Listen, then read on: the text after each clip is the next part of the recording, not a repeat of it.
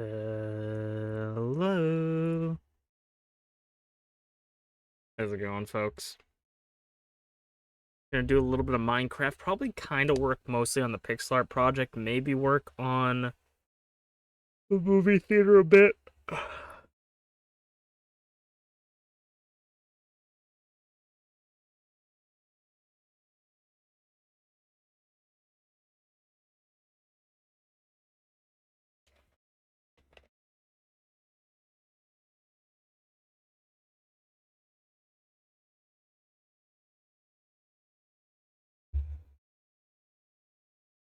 Loading up Minecraft right now. Well, I'm sipping on like every liquid I have. Trying to get all those electrolytes in my body. I've actually played a ton of Minecraft this week with a combination of the Minecraft world I have on my PS Vita and this world. I actually recorded like 20 minutes of a video that didn't pick up my mic for whatever reason. It was super annoying. And then ended up working on some stuff. We actually have the totem pole we can work on as well, which is actually what I stopped doing halfway through.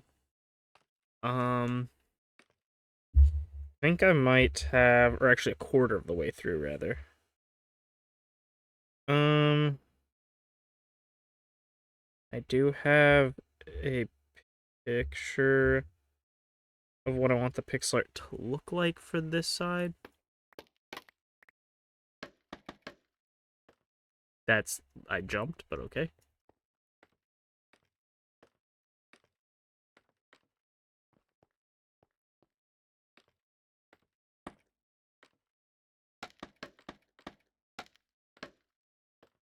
These, nice. Just that one got stuck down there. Okay. Something also very sad and depressing, if you guys happen to see it anywhere, but I'm almost convinced that it's fully lost to time, unless it's like down here somewhere. But I'm pretty sure we lost our rocket shulker.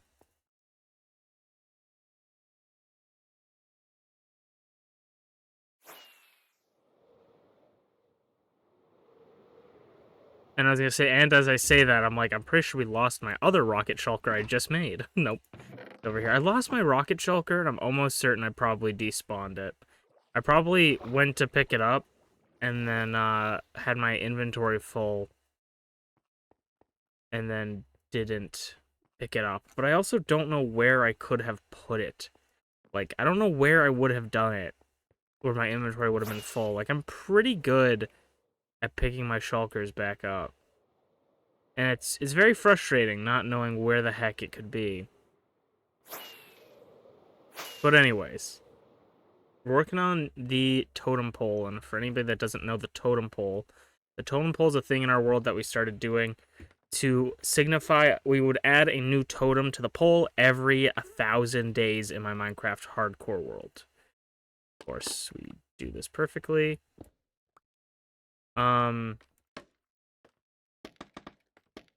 So every time we do a 1,000 days in Minecraft, we add it. So we're actually on day 5,022. So we have to do the days for 5,000 now. And I have a little bit of an idea for this one. I'm pretty sure I'm gonna have to grab my bed, aren't I? 1, 2, 3, 4, 5, 6, 7, 8, 9, 10. Yeah, so I think we actually start with this pixel art. I designed it on a separate thing, but each side of the totem pole as well, I didn't really explain this very well, is each side is a represents something we did in the 1,000 days. So for the first couple ones, we didn't make them actually when we were in the first 2,000 days. I think the first two were made when I conceived of the idea, which was like 3,000 days, 2,000 days into the world. And so those aren't exactly on exactly designed in a way. So like the first one, for the first 1,000 days, I just put Iron Town, And then we have Poppy on the second level, and then on the side, so the first one's purely that, and then that we have Robo, our giant robot, which probably wasn't made in the 2000 days, but I'm not sure, Beehive, and we have the squid, Sushi. So those bottom two are kind of iffy on when those were actually placed. We have Merlin's Big Peepee. We have the Shiba Sugar Cube we made. We have Angel's Wolf that we made, and we have the Sniffer that we made, or not the Sniffer, the Strider. We made a Guardian Farm on day 3000 to 4000, and then we have the Giant Sniffer that we made. We had Wondercrafts one made, because we started Wondercraft, which is the Minecraft series on YouTube that I do, and then we added for Cherry Blossoms being added into Minecraft. So we're doing the 5,000. This is the 4,000 to 5,000 days.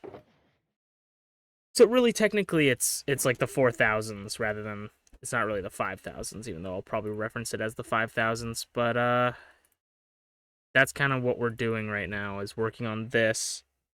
And I do have a thing on here, but I'm just like gotta keep track of the of how, like, I don't have a perfect pixels, so I'll have to make sure to keep track of the pixels correctly. This is 1, 2, 3, 4, and then we're gonna go up 1, 2, 3, and this goes up 2.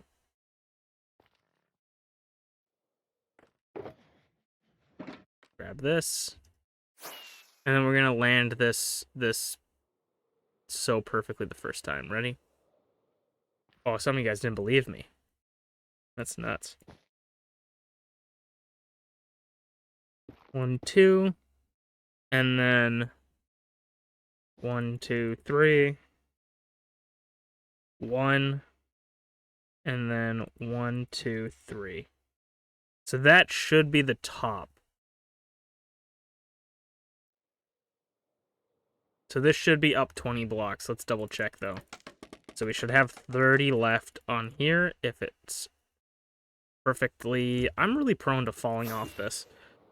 Yep, perfect.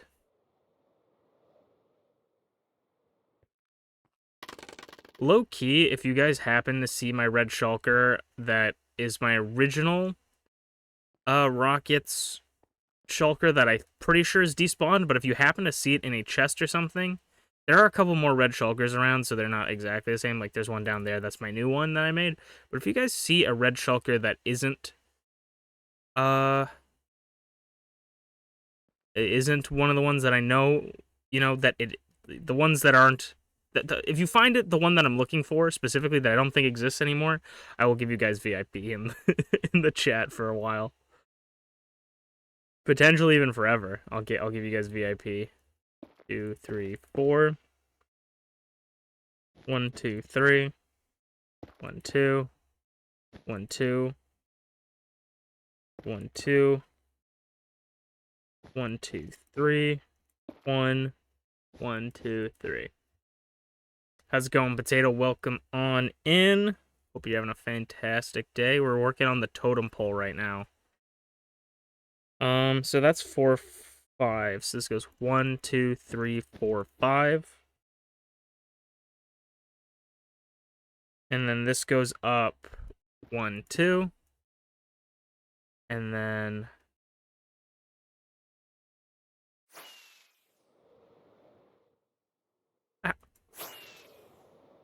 but yeah, Potato, I lost my shulker with all of my rockets in it, and I'm very upset about it.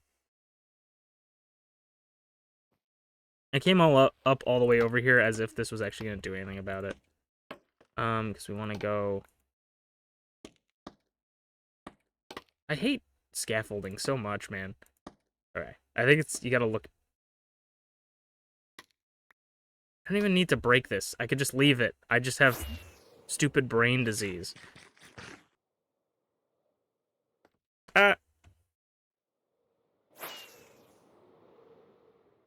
I'll have to re-look at the footage that I recorded before its potential to... Oh my god. What is this, ice? I'll have to look at the... I'm actually bouncing off this. Look at the recordings before its deletion to see what it had in it, because I'm pretty sure it had, like, netherite tools in it. At least one, like, netherite hoe.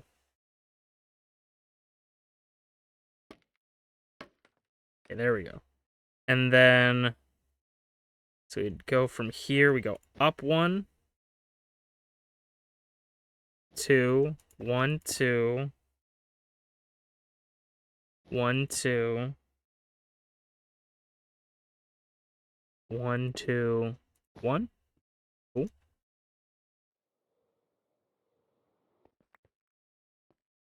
And then we go up the same 1, 2, 3, 4, 5.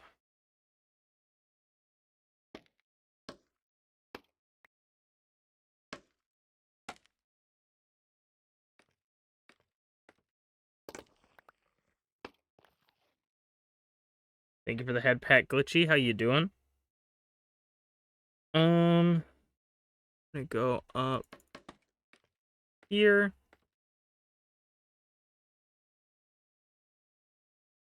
If you guys can guess what what I'm building, I would be very surprised. This is a totem pole, so it's referencing something specific in our Minecraft world. That so it'd go here. It's like a pixel art thing that's referencing something specific in my Minecraft world that we worked on within the 4,000 day, from day 4,000 to day 5,000, or 499, I guess. But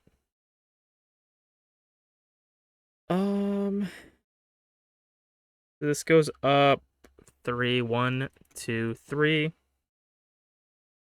This one goes up 1, and then 1, 2, 3, and this one goes 1.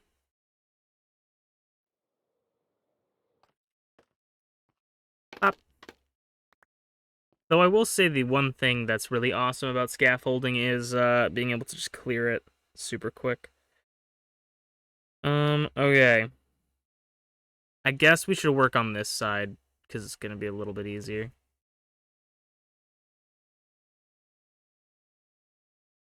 So we go up. You go up 4. 1, 2, 3, 4. 1, 2, 3. 1, 2. Nope, wrong. Nope, wrong. I would like to also work on the pixel art project a little bit today. We go up 5 from here. 1, 2, 3, 4, 5. And then we go up 1, 2.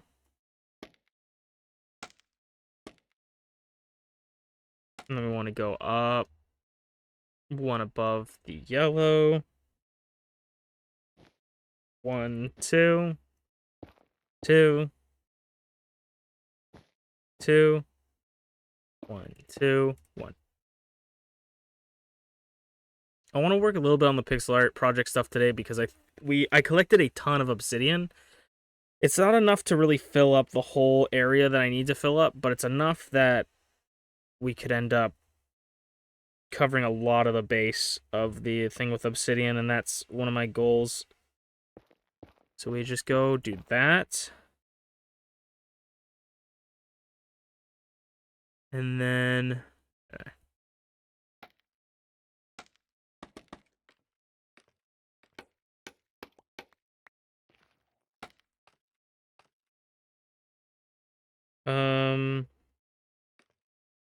So this one is that, and then we go here, I'm pretty sure. Yeah. So then we go 1, 2, 3. Yeah. Because then we go 1 here, and then 1, 2, 3, 1 here. Okay. This is a lot more complicated than I thought it would when I drafted it up, but also I'm not really building it in the best way possible. Because I want to have this part out and then the image, like, behind it. Ooh.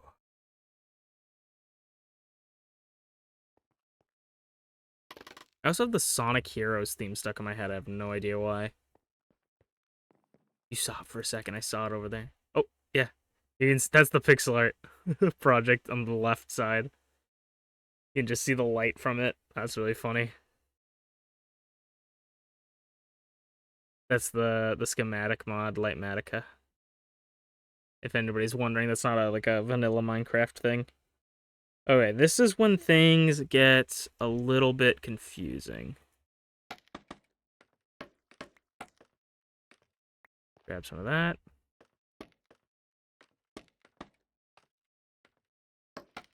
Up. Stop building. Up on the side. Okay. So we're here. So we want to go 2 up, I think. So we're here, and then we want to place it here, I'm pretty sure. I want to place that there. Go up 2. And then this goes up 2, and then this goes up 2, and we're at the top. Nice. Means it worked out for us.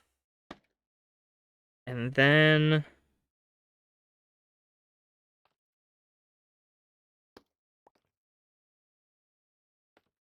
yes.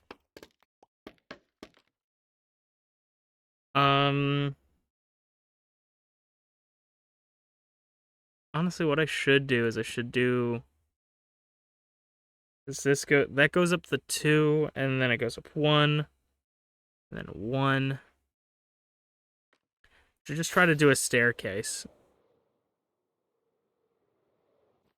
But okay, so I went up 1, 1, and then we go up 1, 2, 3. 1, 2. And I like how I said that out loud and then proceeded to not do what I wanted to do. I'm gonna do that.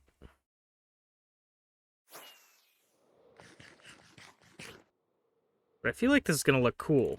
Because I think that goes up all the way and that should be done.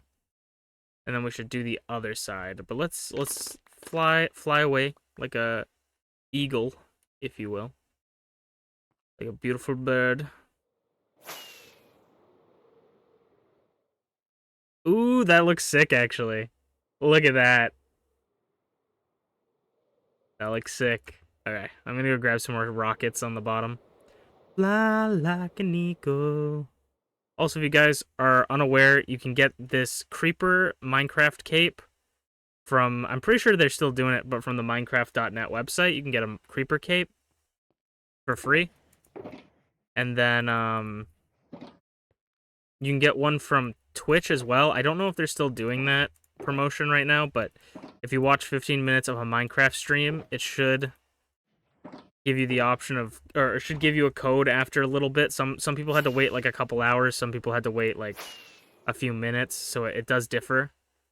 But yeah, unfortunately, I don't really understand why, but unfortunately, Bedrock players are the only ones that get it immediately. Java players have to wait till like July for some reason. I don't know why. Probably because Mojang hates Java players. That's probably the real reason. Also, I just realized... I think I just realized that I fecked up a little bit, didn't I? Or did I? Yeah, because these are all lined up on the wrong side. I think. Yeah, so this one is the only one... So we can just... It's not that big of a deal, but... We need to... Okay. I like how I make, like, the 1-block landings, and then I can't make, like, the 15-block landings. Yeah, so this one is lined up here, and then this one...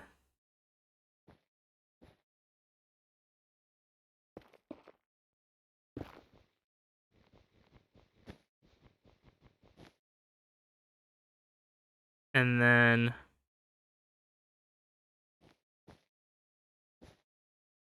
And then... Did that not... No, we still need to get that side. Alright.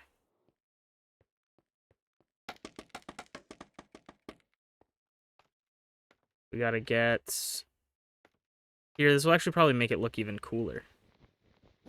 Because I was talking about how cool it looked already.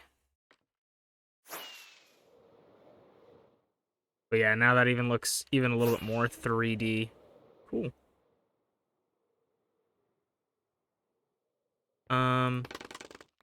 Sweet. And then we'll just leave that extra bit up there. If we need it, we can go get it, but no one's gonna see it on the back. All right. Okay, so then we gotta remember for this one as well. So we have this here, and then we want to go 2 up, right? So we want 1 more up.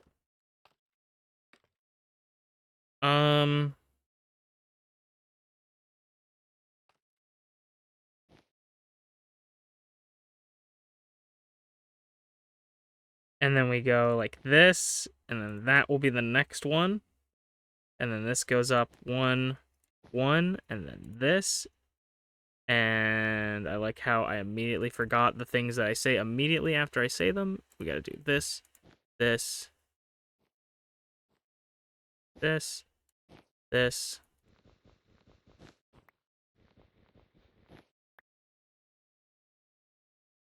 And then I think that's it, because we go up 2, and then we're on the same level. Okay. So we're back over here.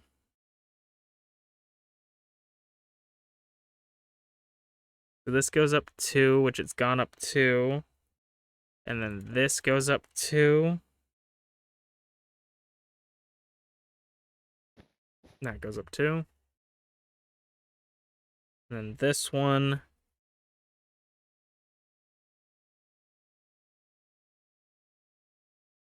I think this one just goes up 1, 2. And then we're set.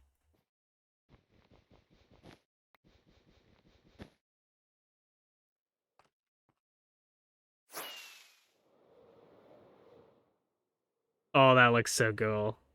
Oh, that looks so cool. Sweet. Okay. Next on the docket.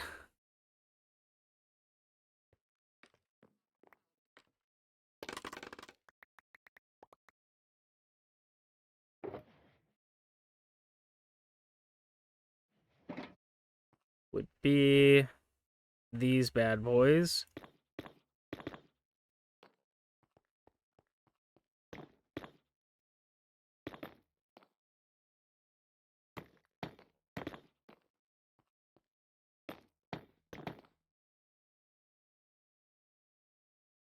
Do that. So those are the, if you haven't figured this out yet, which I mean, it's not exactly the most obvious thing in the world, so, you know, no judgment at all, but I'm building a totem pole to represent the movie theater.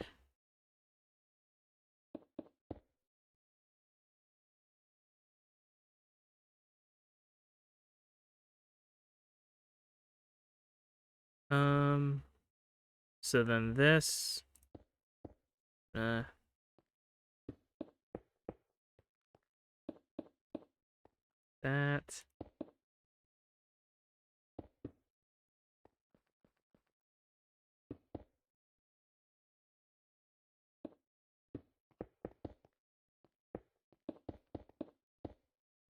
So that gets up there. I reach. Gray concrete next. And then I don't actually know if we have enough mushroom stem. I feel like we're gonna have enough, but honestly we might not, so we'll probably have to go get some more if we don't, but that's okay. 2.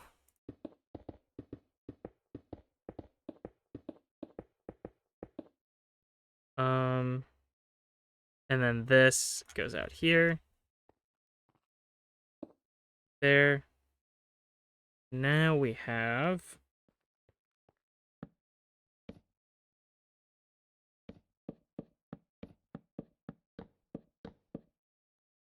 I thought this one would be a good screen color. Okay. I think what I want to do here is line it up with this one, just so I remember, or have a visualization of how tall this needs to be. Ugh, itchy nose.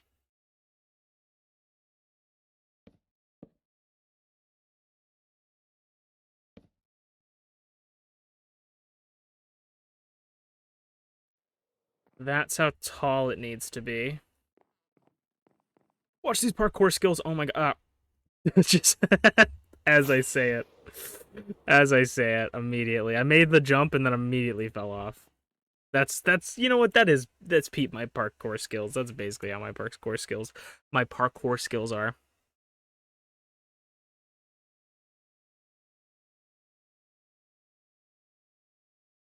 Let me sleep. I'm tired. I'm allergic to nighttime. I know a lot of people I've seen somewhat of a trend of like not like a trend, but I've seen like a very common thing for like Minecraft people, especially like hardcore people, are like, if you sleep in Minecraft and skip the night, you're a noob. And I'm like, yeah, sure. Like, whatever. It's like I always see like a lot of people being like, if you're playing hardcore Minecraft and you're sleeping, you're not playing hardcore Minecraft. It's like, okay, man. We're playing a children's game. That's what we're doing right now. I think that everybody is totally entitled to their own opinions and should play Minecraft how they want to play Minecraft. But like sometimes people just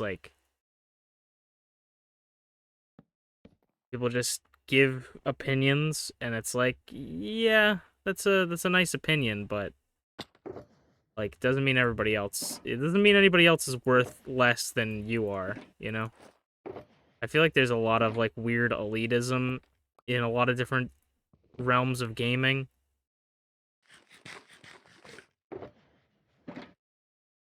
And I feel like we just need to freaking have fun playing games.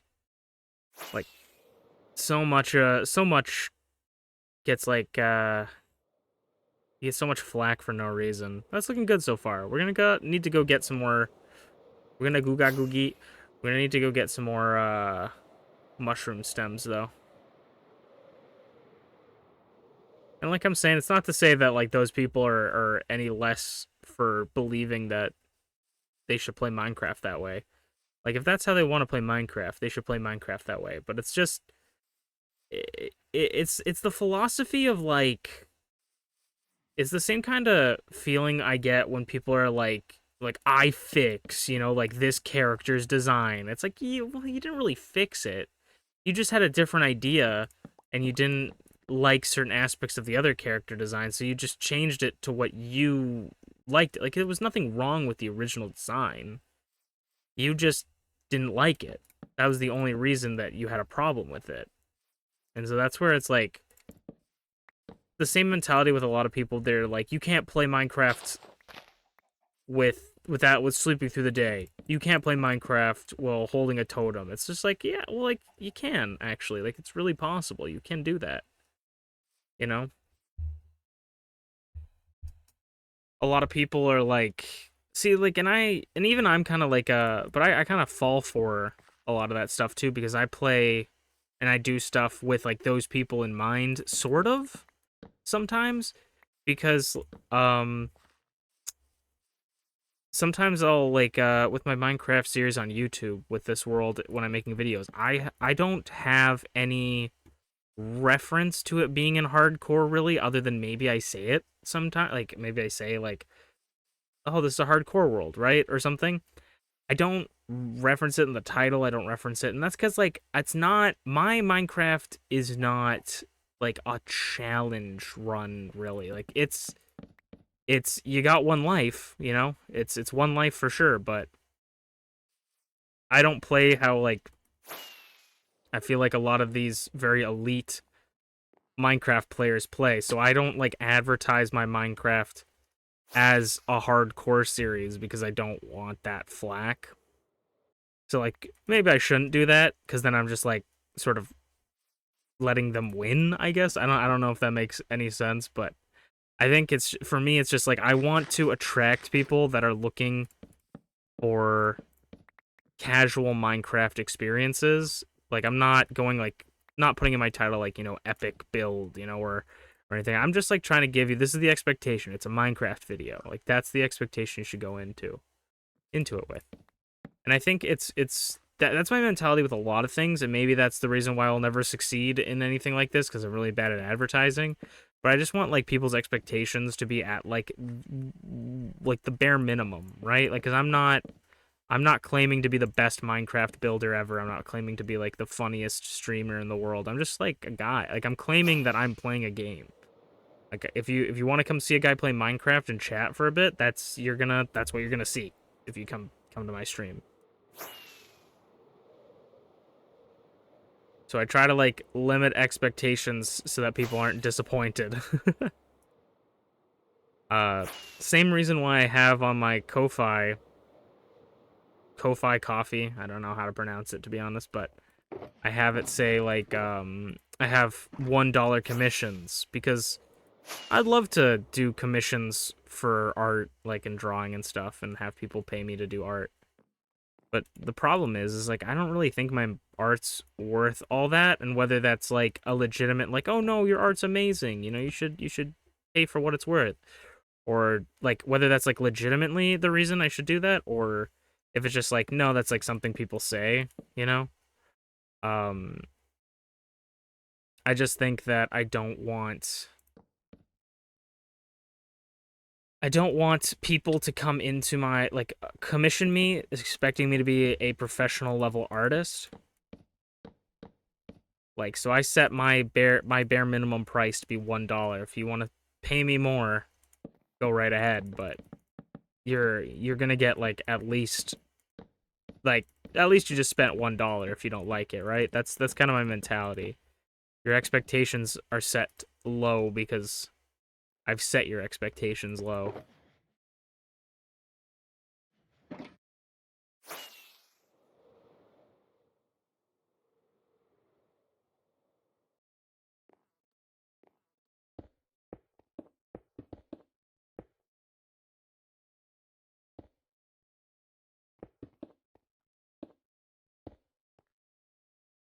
Minecraft, though, is definitely one of the more fun games I find that creating content for, because it's very casual. Like, I never feel pressure to, like, make a really good video or something, like, make an exceptionally, like, out of the box, like, have to do a ton of stuff. Like, this is the perfect game for me. I just want to play Minecraft, play a game, have fun, chat a little bit, share my ideas. I think Minecraft's the perfect medium for that. That's sick. That's actually so sick. I love that I can, like, design something so simple in, like, a little pixel art program, and then Minecraft, because it automatically has, like, texturing on the blocks, just makes it look even, like, 20 times better. That's so good. Oh, I should have done forgot to do a replay mod. I haven't done the replay mod in a bit. I did it on the first one that I did, but I haven't done recordings for builds in a bit, because the last time I did that on stream, my C drive is always constantly filled up with stuff. I don't know why. I have no idea why. I don't really download anything or install anything to my C drive, and that's where my Minecraft worlds are. And so the mod location for the replay mod is in the C drive, and it filled up my C drive all the way, and then Minecraft said, "Ooh, we do a crash," and it corrupted my achievements. Was the only thing, luckily, that it corrupted. We would have been able to get the Minecraft world back no matter what, but that was me. I don't know why that's that. Okay. But we would have been able to get it back, because I back up my Minecraft saves all the time. So it's not like we would have lost it, but it would have definitely been not great. if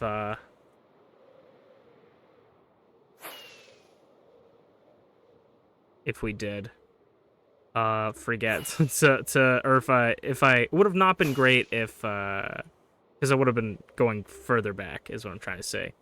I don't save my backups like every day. I usually do like a long time or like a big, if I work on a big project, I back it up, or like if I ever do anything with like mods or anything when I'm trying to like fiddle with stuff, I always back up my world just in case something happens. Like I want to do this again at some point just to see it, but there's this like isometric map maker thing that basically takes a Minecraft world and will turn it into like a cool map. If it's a big Minecraft world, the map won't look very cool, but if you like you can pick out specific chunks of where you want it to go. And I did that one time, and it was really cool to see all of my builds. So I'd love to do that again. Also, I want to go check something.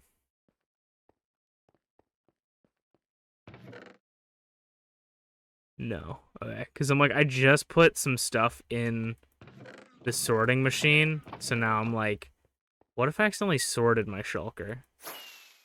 This was one of the last areas I saw my shulker.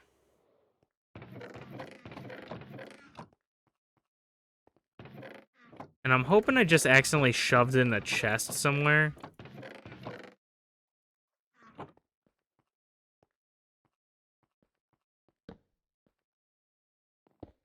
I don't know how I did that. That was weird. Oh, it's because I was standing on it. Just standing. I'm like slurring my words today. I'm so sorry.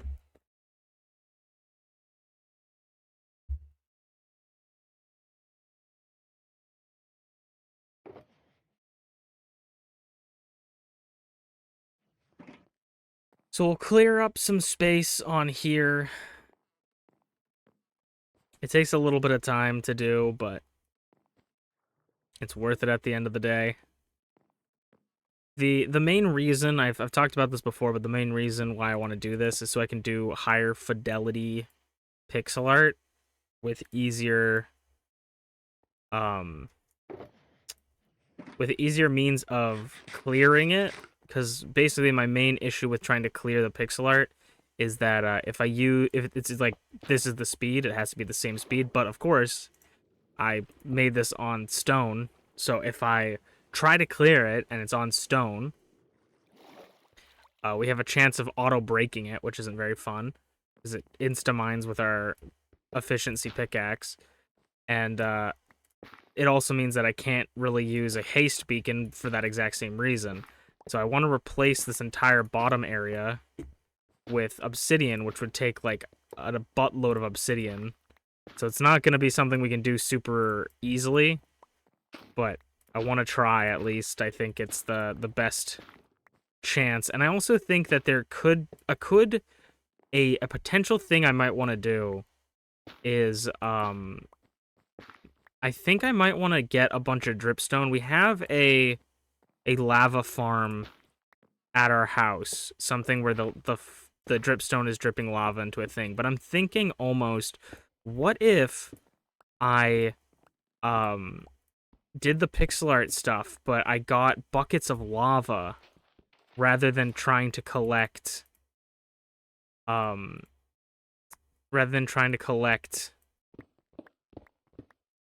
obsidian specifically, and then I just farm tons of lava constantly, and maybe even make a, like, because lava buckets obviously take more space than like a stack of something, like a stack of obsidian or crying obsidian, but it could potentially be a very good way of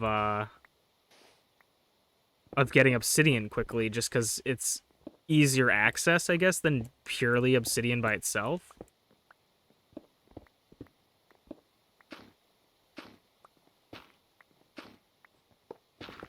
Okay. Sometimes I forget. I can't do that stuff.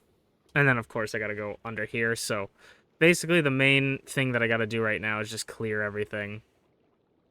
Probably should have just swam this way.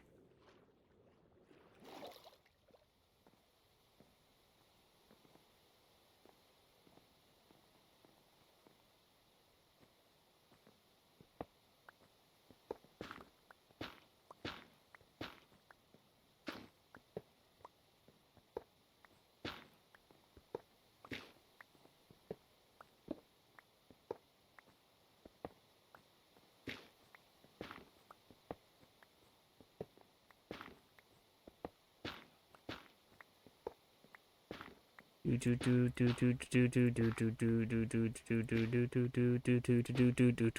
the ironically, this is the exact opposite. I'm not going super speed.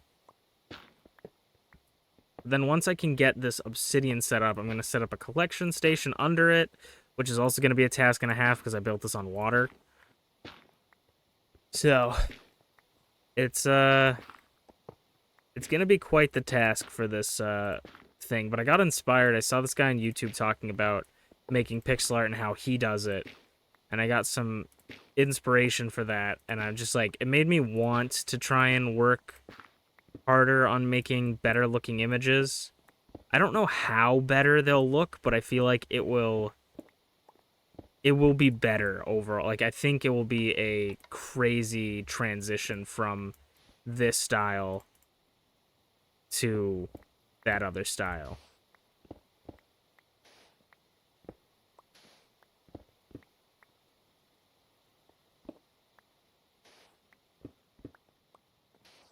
Of pixel art making.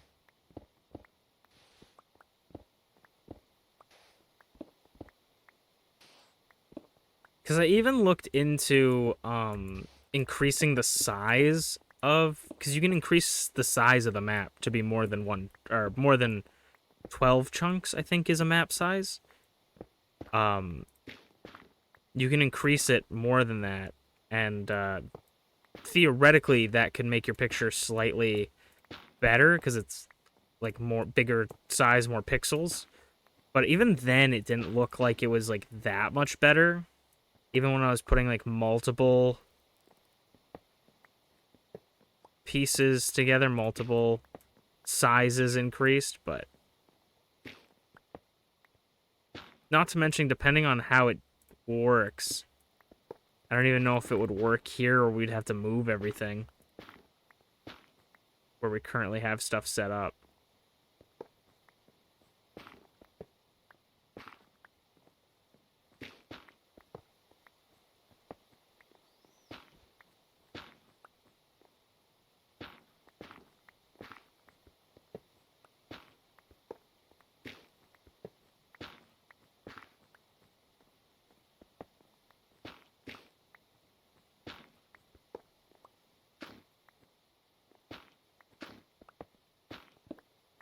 Something kind of fun today, you know, like it's not an insane thing, I guess, but it was fun for me at least. So I'm a big fan of the show Smiling Friends, and season 2 has kind of just come out. They released the first episode of season 2 really early, and then they just released the episode of season 2 like kind of recently, and it's on HBO Max, I think, is where it's streaming, but I don't know where else. And it's on Adult Swim. But it's a really funny show. It's really good. The episodes are only like 11 minutes, 12 minutes long. So it's like basically like a really high fidelity YouTube video series, but it's like it's super good. Like the episodes don't feel short at all. They feel really good. Like a perfect length. And there's this guy who plays, it's an animated show, but there's sometimes real people in it, and as actors playing like different characters. It's sort of like a fantastical world.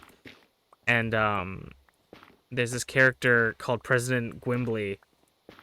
And he's just like a funny little guy. He doesn't really know what he's doing. He was the vice president, and then the president died, and so he had this kind of spoilers, I guess. But he has to take over, and he's kind of a funny little guy. And the actor on Twitter was like, you know, like, go check out the show, you know. Thanks for the opportunity, right? Like, go check it out. And I was just like, I'm like, this dude I hope he's not like a terrible person. I don't know anything about him, but I'm like, he just seems like a very lovable dude. And so I was just kind of like, I commented on his post, like, thank you, Mr. President. And he was like, thank you very much as well. And I was like, oh my God, that's so nice. I was just like, it was just a fun little interaction, you know? It's not like a crazy thing, but I was just like, oh man, this dude's sick.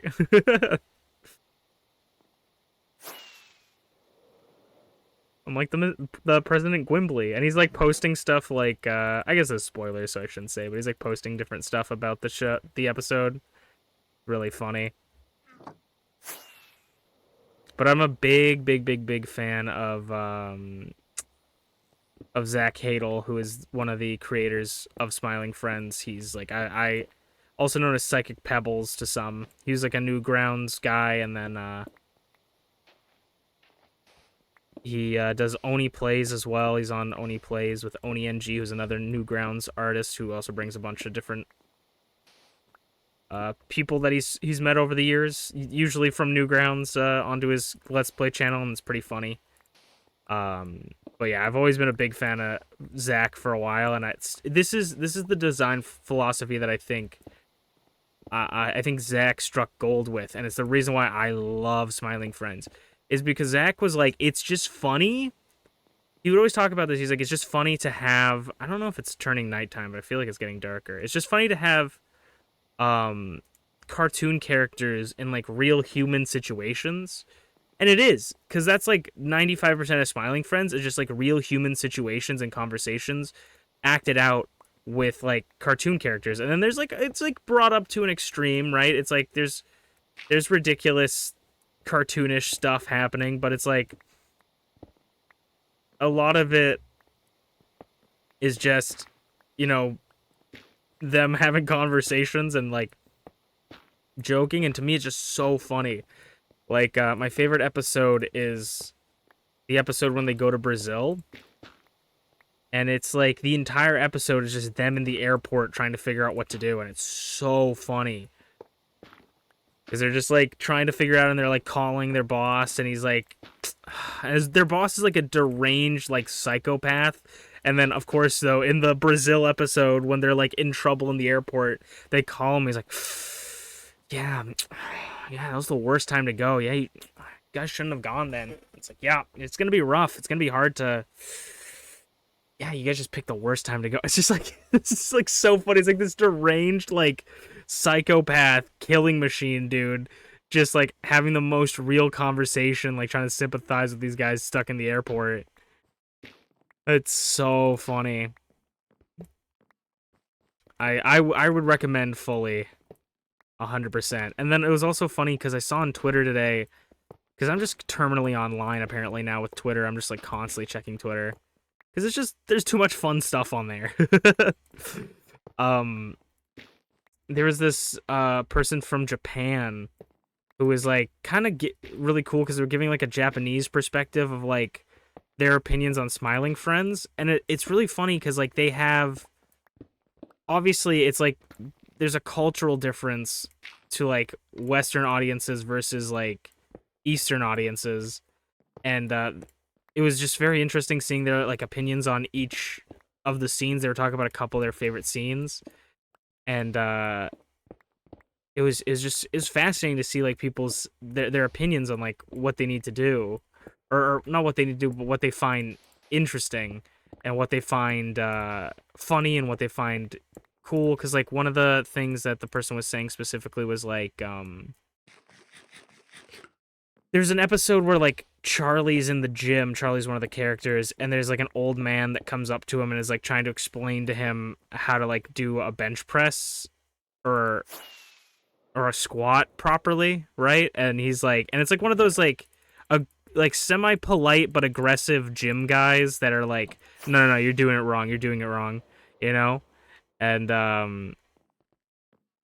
you know, it's like, you gotta do like this, you gotta bend your knees or else you're gonna throw out your whole back. It's like, yeah, please leave me alone. Like, you know, it's like, I get it, I don't care, like, please leave me alone. And it's like and that's exactly how like Charlie says it. He's like, yeah, buddy, it's just okay, we're cool, yeah, we're good, yeah, just please like leave us alone, we're good, yeah, thank you so much. And then he's like, don't listen to him. And the person was saying how it's like they thought that was like, because I think it's funny because it's like, oh, that's like such a truthful situation, but they're like, oh, I thought that Charlie was so cool that he was able to like just politely say no like that, because, you know, like for me it's like that happens to me a lot, but I can't ever say no. And it's like it's both cultural and personal differences, because I imagine there are some Japanese people out there that would be like, no, please leave. But like, and some people be like too, but like I'm too respectful, I guess, or trying to be respectful to people that, so it's hard to say like no. I could see stuff like that being the case. So I was just laughing because I'm like, huh. I'm like, I never thought of Charlie in that scene being like cool per se, but like if you put it that way, I can understand your perspective, and it's just cool. I like hearing people's perspectives on things, especially when it's like, um, especially when it's kind of like you. How should I say this?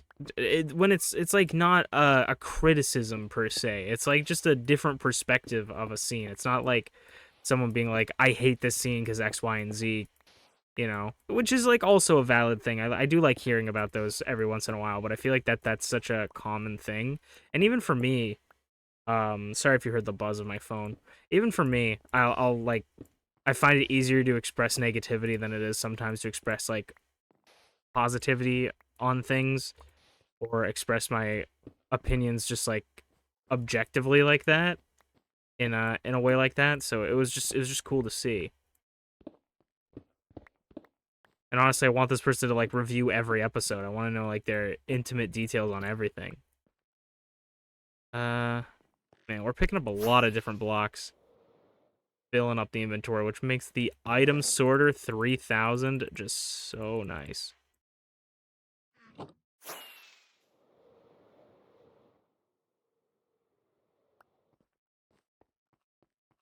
This is also why I want a collection system at some point, because sometimes, my inventory gets full and I don't always catch everything.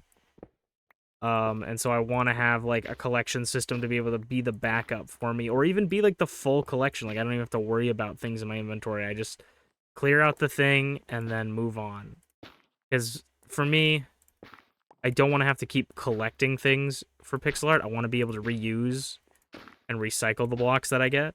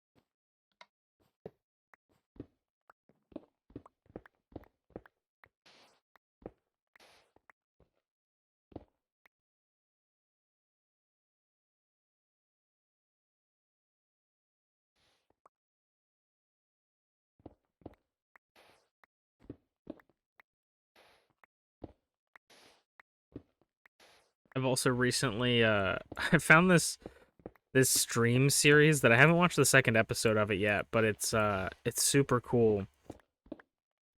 It was 6 years ago, I guess. This group of people with like a handful of Power Rangers actors and like streamers and content creators, I guess, did like a D&D style campaign, like tabletop RPG campaign of like a Power Rangers thing. And it was super cool because it had some of the actors, like it had Bulk from Mighty Morphin. It had one of the Pink Rangers from Time Force, I think. Yeah, I think it was the Pink Ranger from Time Force, and then the Blue Ranger from Ninja Steel in it, and then a handful of like content creators and other people. I don't know everybody. Apologies, but it was super funny because I was listening to it and I was like, golly, this is such a like this sounds like a Power Rangers episode. Like they were like really good at like acting out the scenes and role playing the scenes, but it sounded Power Rangers to me, right? And so I was like, man, this is so good. And I was like scrolling through the comments, I didn't even realize that a lot of the people were like Power Rangers actors, because I was like, the Red Ranger is so good. Little do I know that he's literally the Blue Ranger um from Ninja Steel. So I was like, no wonder he's so good. And then I was like, man, this guy's super good. And then people were like, oh, it's so sick that Bulk finally gets to be a Power Ranger. I was like, Bulk? I'm like, isn't Bulk from the original Mighty Morphin? And I was like, oh shit, that's the actor that plays Bulk playing one of the characters. And it was super fun to watch. It was just like, it was classic. And then, but it was also funny because it was like, all these characters they were playing very like strong like Power Rangers characters, in the sense of like a lot of Power Rangers characters almost have like one-track minds, if that makes sense, where like it's like I gotta, like, one of them is like I gotta think of a solution, or one of them's like I gotta run in head first, you know. And so it was like they would try to be like doing something, and then one of the characters would be like I run in, and then it's like I don't know if you want to do that. He's like, okay, run back. And it's just like really funny because there's like a couple times where they were trying to like do something, but it's like I really don't suggest you do that. And like, okay, they haven't seen me yet, and they back up.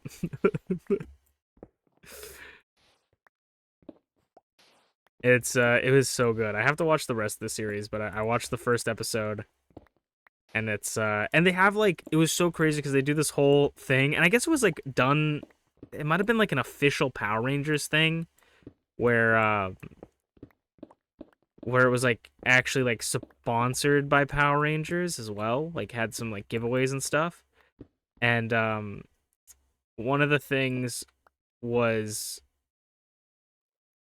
one of the things was they, at the end of the spoilers, I guess, but at the end of the first session, they kind of reveal that all the characters that we've seen up until this point are the Power Rangers, right? And then they just like immediately cut to like this fucking epic intro sequence they have set up, where it's like literally a Power Rangers intro sequence with a Power Rangers theme song. And it's with the people playing the characters at the table, and like they'll be like striking a pose, and then in the background it's them sitting at the table like acting something out, and it's like so funny. I'm like, this is like the most Power Rangers like nerdy thing ever. And I don't know if the tabletop game was ever released to the public, because I'm pretty sure the person who was like DMing it actually made the game, but the game itself seemed so cool because it was like there was a lot of like, you roll a six-sided dice to do something, but then you could expend energy to make those rolls either do more damage, have a higher chance of like succeeding, or both, depending on how much energy you want to put into it. And then you could put multiple energy into it as well. And then another really unique thing that I thought was kind of fun was they had like a deck of cards in front of them that was that contained items that they could use, like weapons and stuff.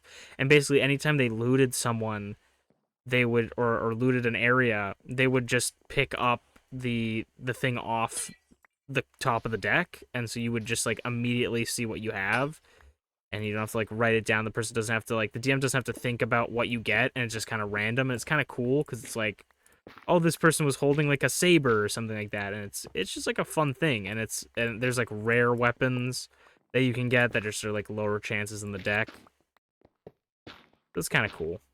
I think that concept of having the random weapons in the deck of cards is really cool.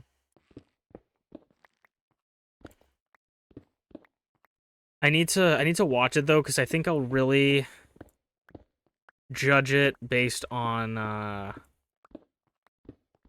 you know, when they fight a giant monster. That's when you know if it's a good Power Rangers tabletop, is like if them fighting in a Megazord is cool.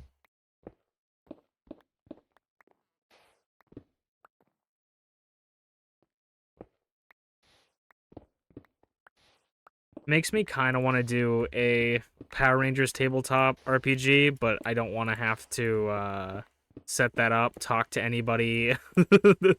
I don't want to DM it. You know, it's like there's a lot of work going into setting up tabletop RPGs.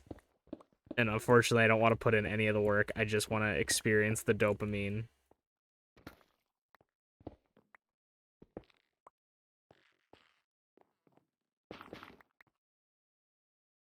Okay, let's drop these off.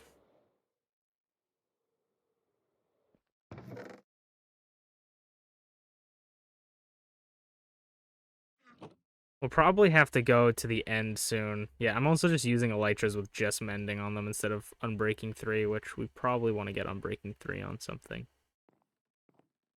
For sure. Yep, I thought these were blocks in front of me. But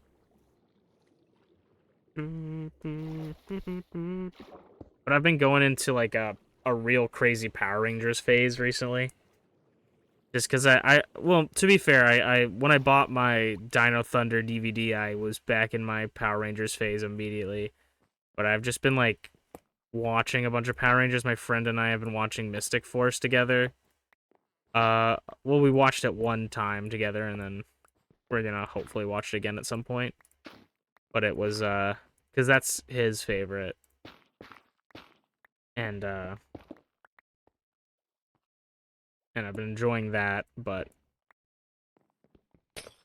haven't quite got into it again after that. Would like to get some more stuff, but I've also been watching Ninja Storm was one of the ones I watched as a kid. I had some of the toys from it. I had like the gun from the show because they all had their own like weapons. Like one of the Yellow Ranger had like a hammer. The Blue Ranger had like a speaker that she would like amplify her voice in, and the Red one had like a pistol basically, and they would fuse them together into like a big weapon. I had all three of those that could be made into the weapon. And so I'm like, I don't really remember it as much as I remember like Dino Thunder. But I remember it a little bit because that was also around the same time as Dino Thunder. So it was probably on TV when I was watching Dino Thunder as well. Because I also think there was a crossover episode. But, okay, we'll leave that. But that I've been watching, and then I've also want to start watching Jungle Fury again, because Jungle Fury is one of my favorites. That one I found way later. I maybe saw it on TV like once in a while, but I have no memories of it. But I remember I went through like a Power Rangers phase like 5 years ago or something like that, like a long time ago, could have been like 7 or 8. And it was back whenever Netflix had all the Power Rangers series before they like removed all of them, because Netflix is really good at removing things and not adding anything cool. And the Power Rangers all the and the Power Rangers Jungle Fury show was on it, and I was like, huh, I'm like, I haven't watched Power Rangers in forever, and Jungle Fury seems interesting. And I watched it and I was like, holy crap, Jungle Fury's so cool. It is definitely one of the better ones for sure. I mean, like, all Power Ranger is good Power Ranger. It's really hard to have like a bad Power Rangers, I feel. Because even like bad Power Rangers is still pretty good. Like, I know a lot of people didn't really like Ninja Steel all that much because they thought it was boring, and I have to agree that I think it was boring, but I still enjoyed it quite a bit. The only one I haven't really gotten into is Dino Fury, I think. Is what it's called, the latest like Dino one. I haven't really gotten to that one too much. Cause they like, I don't know, cause the characters themselves bore me. It's not even like the situations. Cause like usually in Power Rangers movies, like Power Rangers movies and Power Rangers shows, like the characters like carry the series a lot of the times. And the story, if it's good, it's really good, and then like the characters can kind of save it. And I feel like that's what Ninja Steel was for me, because like a lot of the characters I found were really funny. It was just the story wasn't really that great. Where I think it's Dino Fury. Dino Charger. It's something the Cosmic Fury. I think, I don't know, but it's the new dinosaur one. That one, it's just like the characters are really boring. And they just like their situations they're in is also boring. In my opinion. I haven't watched in a while, and maybe like the first season's like not great and it picks up or whatever, but I just never got fully into that season.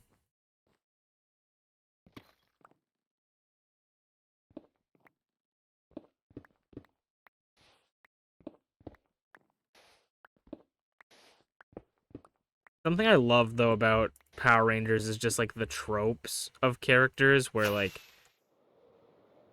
you always have like the Power Rangers, of course, and those characters will always like exist in the Power Rangers, but you have like the bully-esque characters, like the Bulk and Skull characters, but they're not always the same. Like there's a blonde girl and her friend that's like the news reporter for school in Dino Thunder.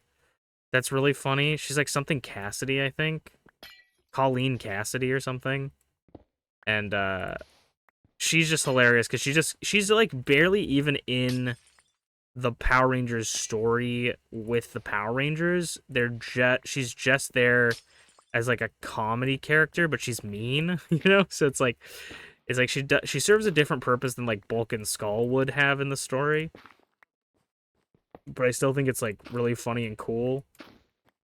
There's like a bully character in Ninja Steel that I really like that has like slightly gay undertones with like this kid that he like hangs out with but also bullies, and the kid that he bullies is like in love with him but he's like a dumb jock character, so it's like a different character, serves a different purpose, but it still like fits the trope of like, oh, we need a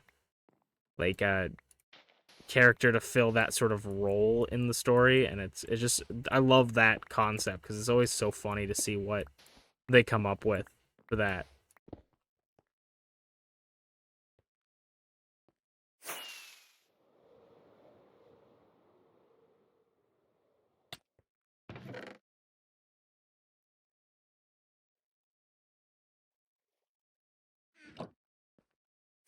Nothing pleases me more than knowing that all my blocks are being sorted and I don't have to do it anymore by hand.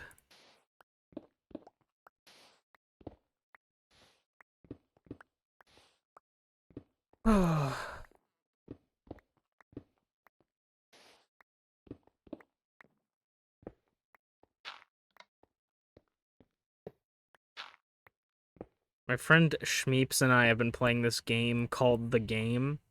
It's actually really fun. It's a card game. And it basically, you have 4 piles. And you have to... So the first, like, the top 2 piles are increasing by 1. From 1, rather. Not by 1. And then the bottom 2 are decreasing by 100. And basically, you have cards that scale from 2 to 99. And you have to use those piles to count down. So say you have a 90 card, like a 90 in your hand, right? You can put that in the hundreds category, and then you can put any card that's below 90 on top of it. Unless you have a card that is like exactly 10 away from it. So say you have an 81, you can put a 91 on top of it to increase it and help you out a little bit. But it's basically you're trying to put all the cards down and work together, but you can't tell each other what cards you have. So you can't say like I have like a 27 and a 23. You have to be like I have sort of like mid 20s, you know, mid 30s or something. That's at least how we play. I don't even know if that's exactly how you're supposed to play, but we talk like that. It's so fun. It's honestly kind of addicting. We played a little bit earlier today before we had to go our separate ways and do our own things, but it's like it's super fun. We've been playing it a lot recently.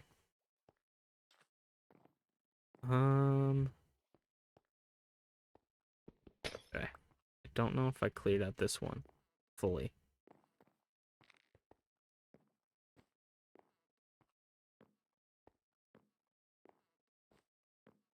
But it's definitely a lot of fun. It's like really good, really fun communication practice almost, I guess you could say, and then it's really fun like trying to think of different strategies to get the cards down quick enough, because I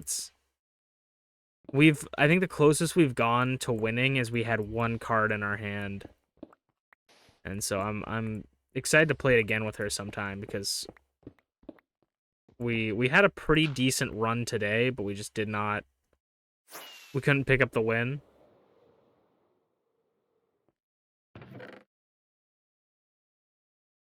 Shmeeps's hand actually got emptied, but I had 4 cards. Like, it's difficult because you're like, oh, like, you have to put down 2 cards per turn as well. So that's another challenging part of it. So you might be like, I can only put down this, like, card that will increase it to 40, right?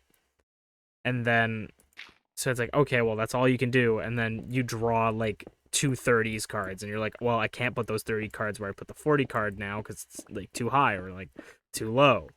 So it's like you might get trapped with cards in your hand. You gotta hope that you can, like, either decrease or increase an area to allow you to place those cards down with the tens rule. Unfortunately, though, I definitely think there's a couple games we would have won if we also understood the rules a little bit better, because one of the things we didn't realize was that after you pick up from the draw pile fully and there is no more draw pile, you don't have to play 2 cards. You can play 1 card at a time. And that was something we didn't realize until later. And there's definitely a couple rounds where we would have won, but we're like, oh my gosh, I have to place 2 cards. Like, if only I could place 1. Unfortunately, we haven't really gotten to that situation now anymore, but who knows if we would have actually won those ones. But it's a really fun game.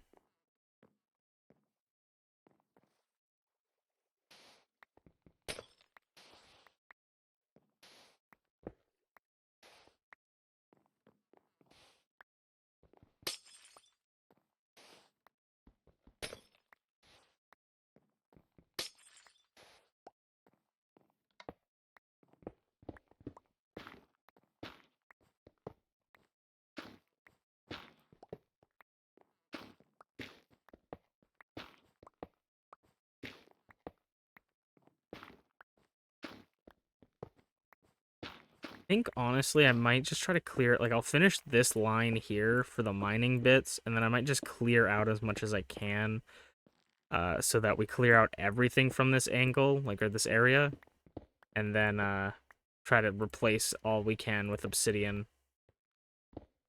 Because I think clearing everything is going to take a bit. So it'd be cool to mix some stuff up with clearing it with obsidian.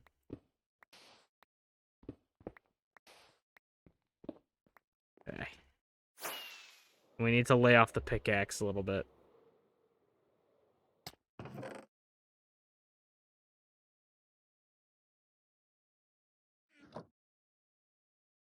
Okay, I'm gonna move the shovel to here just so I can have an easy swap to my hand, because we're gonna clear out the carpets as well.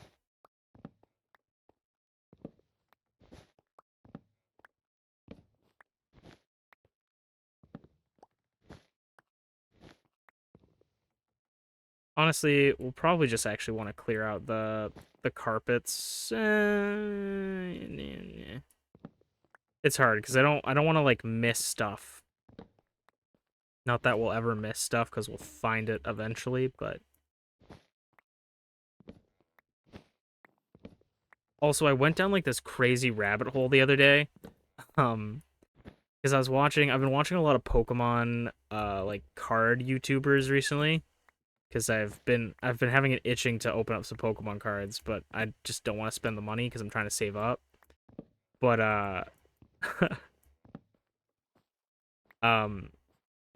but I was watching this person open up packs, and they opened up one of the some semi-new, it's not really new anymore, but the Paldean Fate set, which is the shiny Pokemon Paldean set. And they show how much the card is worth on, like, the bottom, from, like, the generic, like, this is kind of what the card is going for vibes. And I was like, and they pulled the alternate art, illustration rare, I think is actually what it's called, Palafin, which is like this crazy beautiful art piece of Palafin, and Palafin shiny is like black with like red, and it looks like he's like the Dark Knight in this picture, right? And I was like, man, that's such a cool card. And then I looked at the bottom and they're like 98 cents. And I'm like, there's no fucking way that this illustration rare is 98 cents. I'm like, there's absolutely no way. So I look it up, and sure as shit, it's like $1 something, in Canadian, which is like 98 cents American. I was like, they go on to pull 3 of those in the episode or in the video I was watching, so maybe it's just not that rare. But I was like, huh, I'm surprised that people aren't wanting it for like the art piece because it just looks beautiful. And so then it kind of like sent me down this rabbit hole of like, huh, well, what other cards aren't that expensive then? And I was looking, and so I wanted the alternate art illustration rare of Shiny Gardevoir, because Ralts is my favorite Pokemon. I really like to collect anything from that line, and the illustration rare of Gardevoir from the Paldean Fate set is like gorgeous. So I'm like, oh, maybe that card isn't as expensive as I thought. No, it's like $200. Okay, cool. So not ever getting that card, right? And then I was thinking, there's that set that I really like of the 3 cards with Ralts, Kirlia, and Gardevoir, where they're alternate full arts in the Scarlet and Violet set, where the cards kind of depict a story, and those cards are like some of my favorite cards. And I gave my friend a pack of Pokemon cards one time, because me and my friends, we always gift each other Pokemon cards. And so I brought some Pokemon cards to boys' night, and we were opening up a pack, and he pulled the Gardevoir from that set, and I was pogging real hard, because I'm like, holy shit, that's so cool. And he was like, yo, this is cool. And then he kind of looked at me funny, and he was like, you know what? Like, you have it. And I was like, are you kidding me? And he's like, nah, because I think you'll appreciate it more. And I was like, holy crap, it's like one of my favorite cards I own.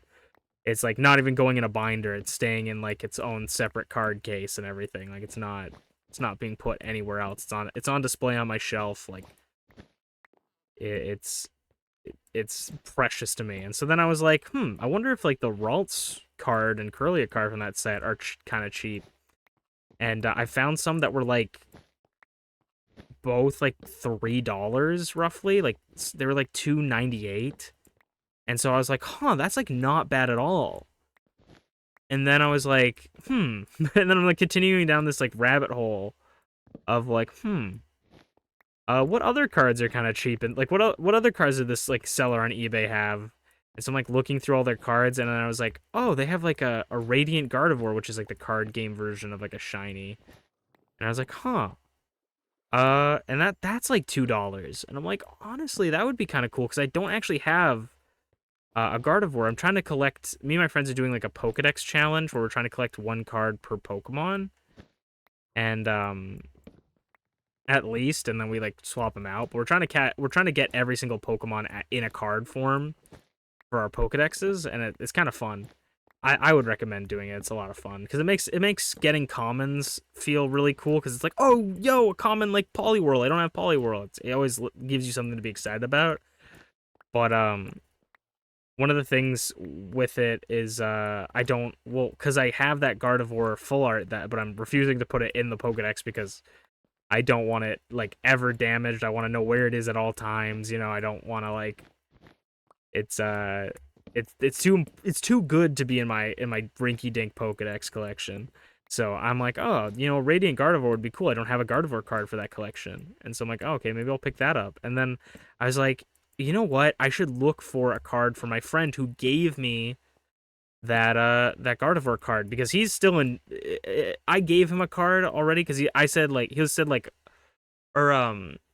basically he gave the card to me, and I was like, I'm indebted to you for life, basically. And he's like, yeah, it's fine though. And I'm like, no, I'm indebted to you for life. And so I'm like, I'll get you back one of these days. And then we were opening cards, and he was like, I kind of want that Sandy Shocks. And then he's like, will you trade it? I'll trade it for like this Roaring Moon card. And I was like, I'm like, that's actually a good trade. And then I was like, I stopped for a second, like right before I accepted the trade. I'm like, you know what? No, you keep the Sandy Shocks. And he's like, really? And I'm like, yeah, because you gave me the Gardevoir card. And he's like, oh, okay. And then, but like in my mind, that's not enough. Like that's not anywhere near as enough. It was like an EX or something, or a VMAX or whatever. I think it was an EX because I don't think it's their V's anymore. But I was like, Gardevoir card is like 4 EXs. So I looked for a card for him, found one of his favorite Pokemon cards as an EX. I didn't even know they made an EX of that card. Of Dhelmise. Didn't even know that they made a an EX of Dhelmise. And so I I was, and that one was like a handful of dollars, like maybe $1.80 or something. So I was like, okay. And then I was thinking about my other friend who we do Pokemon cards with, and I'm like, well, now I gotta get him a card because I can't just like get one card for my friend and show up. And so I ended up spending like a handful of cards, a handful of money on some cards, but it was actually not that bad price wise for how many cards I got. It was about like $20 for like 5-6 cards, I think.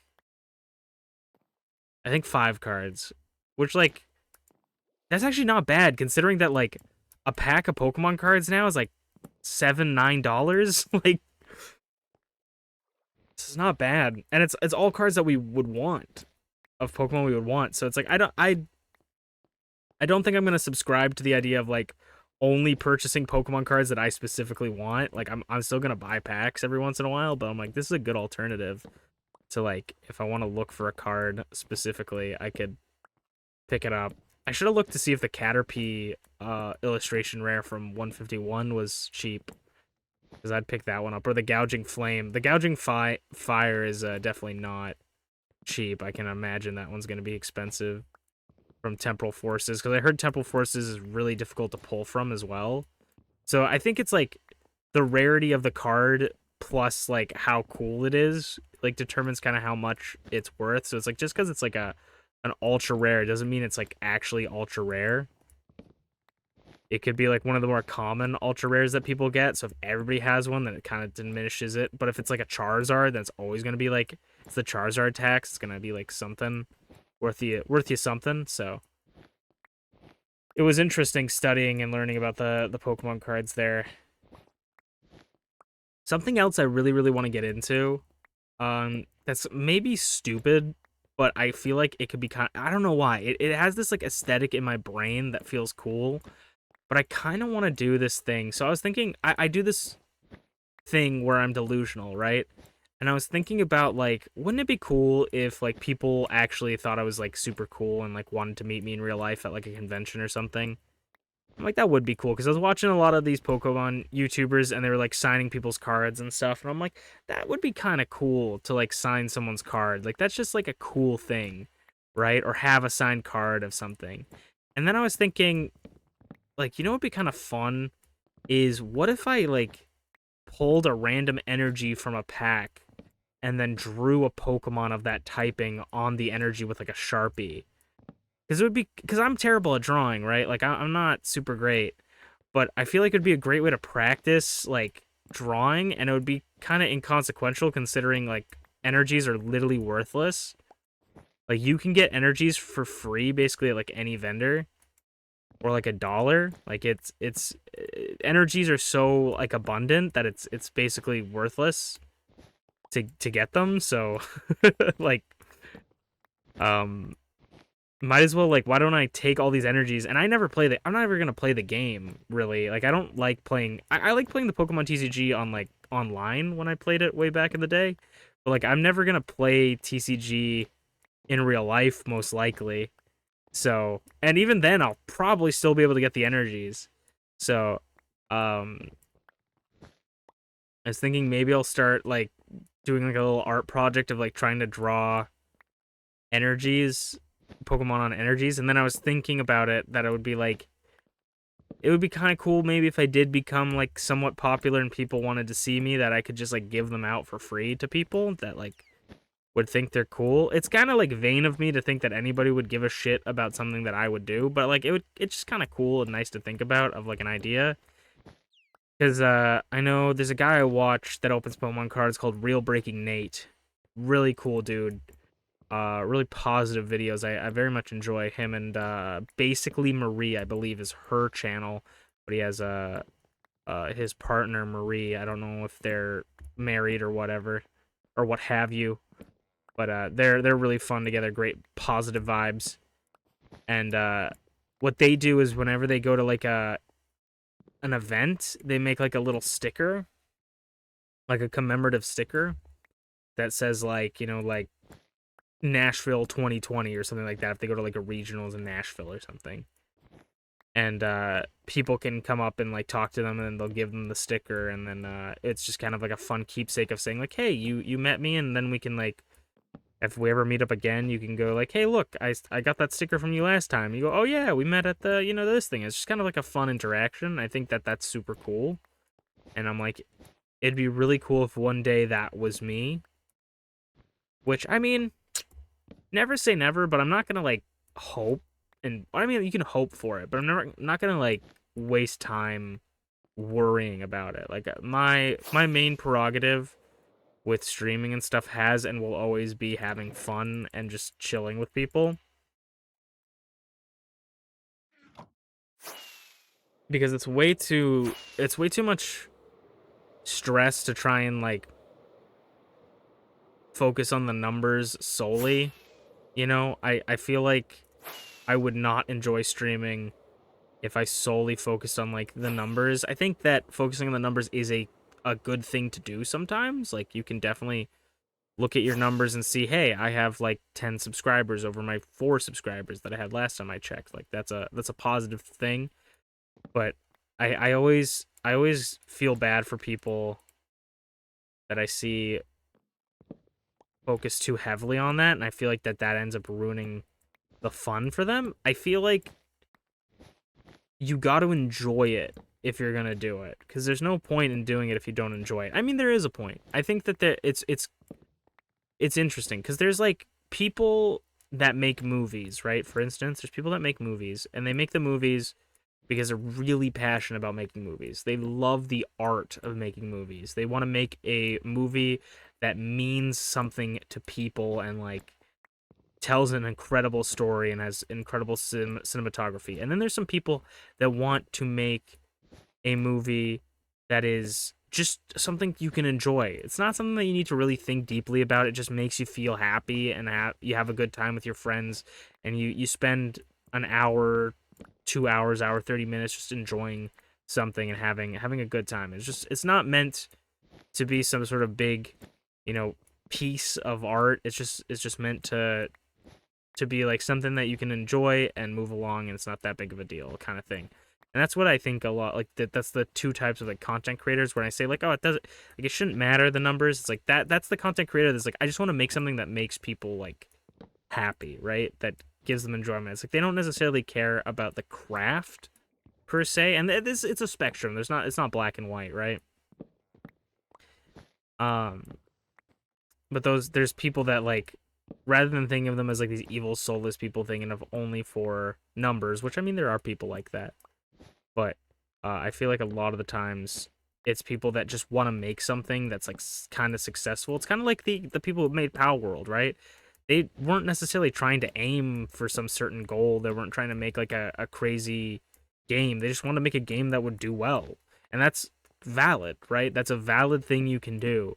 But I think that if you can make it enjoyable along the way, that's the best case scenario. That's what you should strive to. You should just strive to success and also have time to be able to enjoy it.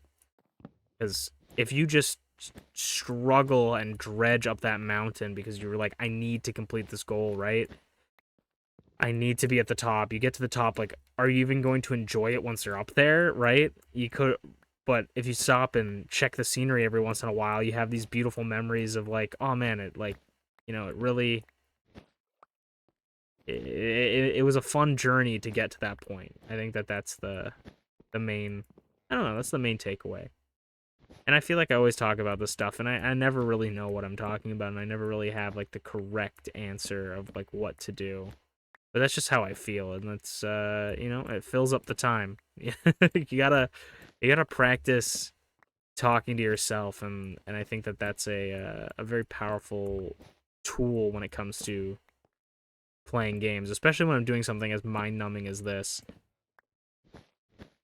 allows me to break up the monotony and allows me to have just like a conversation with people, whether they're there or not. You know, if someone's sitting and just listening to this and just vibing, and that's a positive. And if someone comes in and asks questions, you know, I'll be able to spark a conversation. But yeah, I think it is. I think content creation is just such a fun thing, whether it's a hobby or a job. I would like to get a quote unquote real job at some point, but nobody wants to hire me. That's kind of why I want to try and start selling stuff more. Like I opened a Redbubble, I have a Ko-Fi. Like I want to start trying to sell stuff just to try and make some living, and that's why I like streaming a lot too, is because it gives you an opportunity to make a little bit of a living.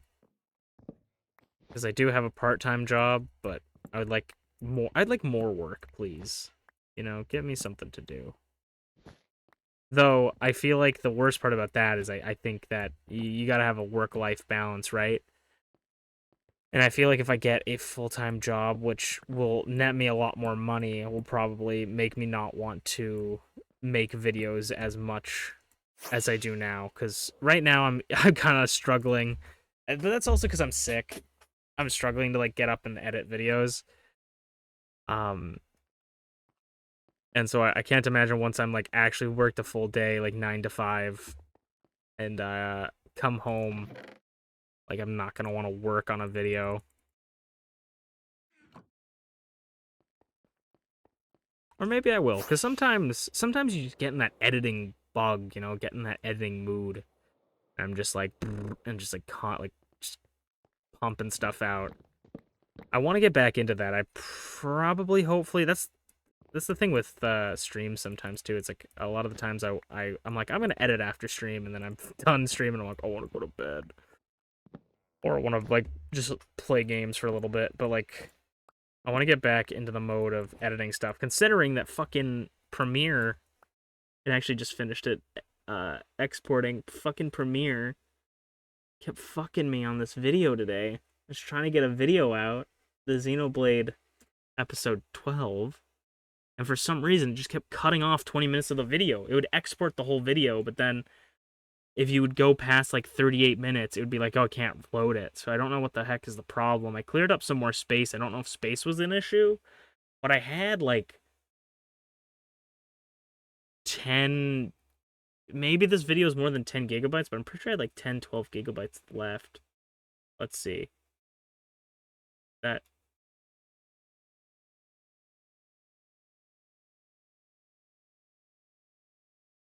Okay, sweet. That's spoilers.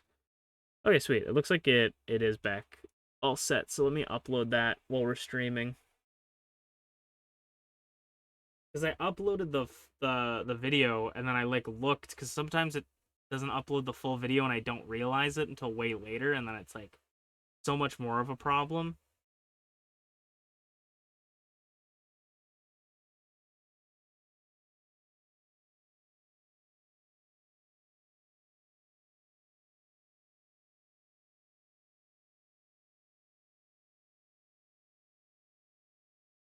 That actually, as I say that, I'm looking at the Power World video I uploaded yesterday and I'm thinking, oh my god, I think that's not fully uploaded because it says it's 20 minutes long, which it's definitely not that. Now I gotta double check everything.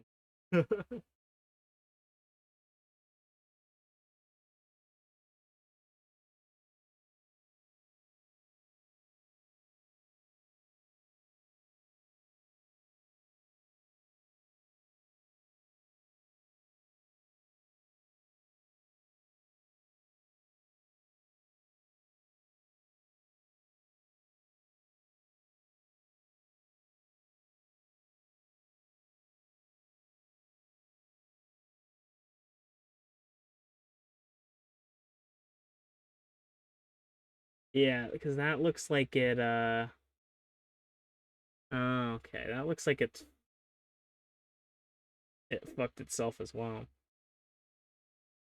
Let's see. And then after the stream, I'll figure it out. Because this, I think, is like 40 minutes. I can't imagine it being exactly 20 minutes. I usually make, yeah, it's 30 minutes. Yeah, it also had that problem. Okay, it must have been like a space issue, maybe. Even though I don't have anything taking up stuff on that computer other than videos, so genuinely don't know what's taking up space other than maybe just the Power World VODs in general being 10 hours. Maybe it's taking up way too much space.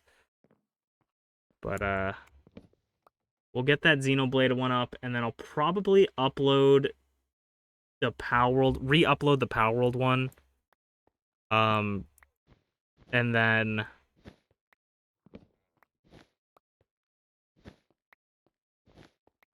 tomorrow I'll probably upload the Power World again, and then tomorrow I'm gonna try and record Wondercraft, because I haven't done Wondercraft in a while either. I think I'm actually a week off of what I usually do, which I usually try to do 2 or 3 weeks in between. And I don't think I did the one for the most recent one, but I have been feeling sick. That is my excuse. Knock on wood, I hope I'm getting better.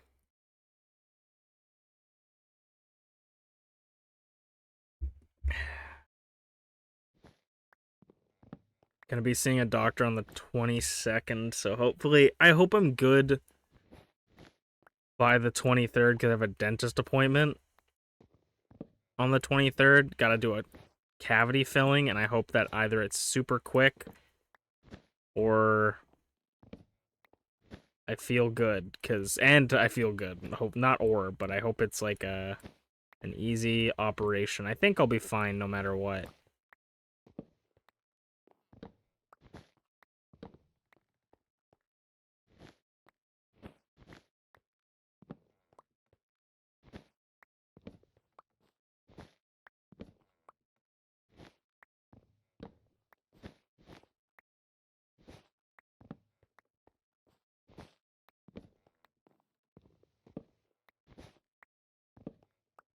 But I had the best pizza in the world today, so that's definitely bringing me back to life a little bit. I think like the hardest part with feeling sick is like you try to eat good foods, I guess. And then also like when I'm feeling sick, I don't want to eat too much food, so I'll like eat a bowl of Cheerios or like have an apple, and that's like the only thing I'll eat all day. And then that makes it worse because you have like the stomach pains from not eating.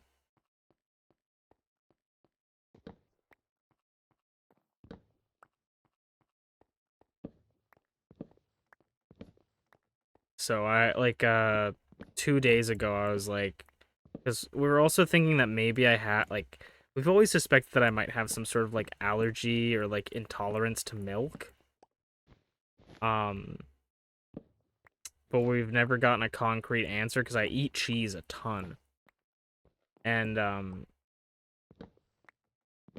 so we're like trying to take out some of that stuff from my diet, but I wasn't really like eating anything because like that's 95% of what I eat is like I'll eat like a sandwich with cheese in it, or like goldfish crackers or something with I guess the artificial cheese doesn't really count, but stuff like that, like I'd eat that.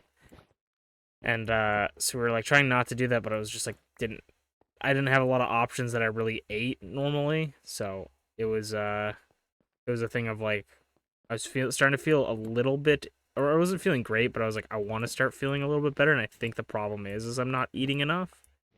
So I was like, I'm gonna start eating semi-regularly tomorrow, and I'll see how it goes. And then I had like a sandwich with cheese, and it felt good. You know, it was all right.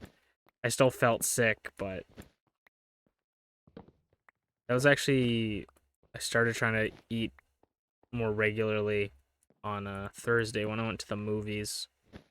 Actually, that's something I don't think I talked about a little bit. I watched the movie If. The new one that's like the CGI animated characters, like a Foster's Home for Imaginary Friends, the movie basically.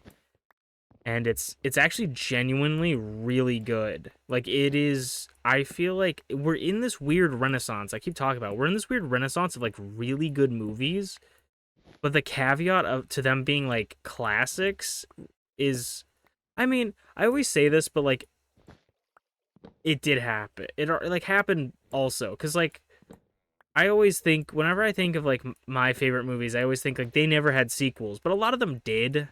We just didn't hear about them cuz they were terrible. So maybe them making a sequel isn't that bad, but all I'm saying is like there's so many good movies that have come out that I'm just like it's going to be a classic movie that everybody will remember loving as long as they don't like make a sequel. Like don't try to milk it because it's just a good movie. Like they don't need to put any extra fluff into it. It's just a good movie. And that's exactly how I feel about Ifs. Like it and I don't really think they have a way of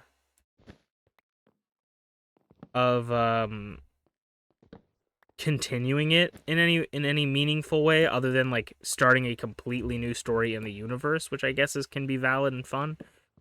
But it was a really good, just classic movie. Like it almost felt sort of like a classic like Toy Story vibe because it's all about like growing up and kids and like holding on to the things from your youth, like still having fun in life and dealing with the hardships of life. So it's like it's really good. And the main actor, the little girl that was the main character, her acting is phenomenal. I apologize, I don't know her name off the top of my head, but her acting is phenomenal. And of course, it has Ryan Reynolds in the movie, so you know it's going to be good. And Ryan Reynolds played a really, really good character where it wasn't really like his brand of comedy almost. It was more dry. Like he was playing a character that had like was almost like you could tell he's like constantly frustrated, and so his comedy was a lot more dry. It wasn't like sarcastic where he's making quips. It was more like him being really frustrated, and it was kind of funny. So it's like a different side of him, but it was really good. Um, and that was another thing that I actually wanted to talk about and say, but like I can't remember who it was, but some director. I want to say it was Martin Scorsese, but I cannot remember for the life of me. So I apologize if I'm misremembering. But so a director was talking about um how movies are no longer like you're not going to go see an Arnold Schwarzenegger movie anymore because it's Arnold, right? You're not going to be like, "Oh, it's an Arnold movie. I got to go see it." It's like now it's, "Oh, that's a Spider-Man movie. I got to see the new Avengers movie." It's not like, "Oh, I'm going to go see the next new Tom Holland film." It's, "I want to go see the next Spider-Man movie." And so like the age of actors are as a medium is like dead because it's been replaced with characters, and I think that is true for that time, but I feel like now for me um it's sort of changing because like I keep seeing a lot of the same actors in a lot of different movies and being like, "Oh, yo, like this is gonna be a great movie because I know like Ryan Reynolds is in it. It's probably gonna be funny." Or like in Ifs, I saw like Stephen Carell's name on it, um, and I was like, "Oh, like he's funny. Like that's a really cool name to like have a part of this. I bet that this is gonna be like even more like it's got like a star-studded cast like for Ifs." So I was like, that was something that for me at least going into it, I was like, these actors are actually like, really good, and so I was excited for it. And so I think that's part of the golden age right now, the renaissance that we're having is that like I think there's a lot of more name recognition for at least me going in and seeing some of these movies. I do think the character is very strong in like people will always go and see the next Avengers movie or like, "Oh, it's the Iron Man movie, got to go see that." People aren't necessarily saying like we got to go see the next Robert Downey Jr. movie, but like if I see Robert Downey Jr., I'm like, this is gonna be a good movie because I know he's a good actor. Like this is gonna be a good movie. Like he's an Oppenheimer, he's an Iron Man. He's in a really good movie about like I can't remember the name of it, but it was him and he played a character and his father were like very distant, and then Robert Downey Jr.'s character had a baby. or I had a kid, and then he like went to go see his father, but the relationship was strained, and his father was getting older, and so he kind of needed his help, and it was a very beautiful movie. Can't remember the name of it for the life of me, but it's like it was a really good movie. So I think that that's a thing now. I think that we are seeing that more frequently, more prevalent.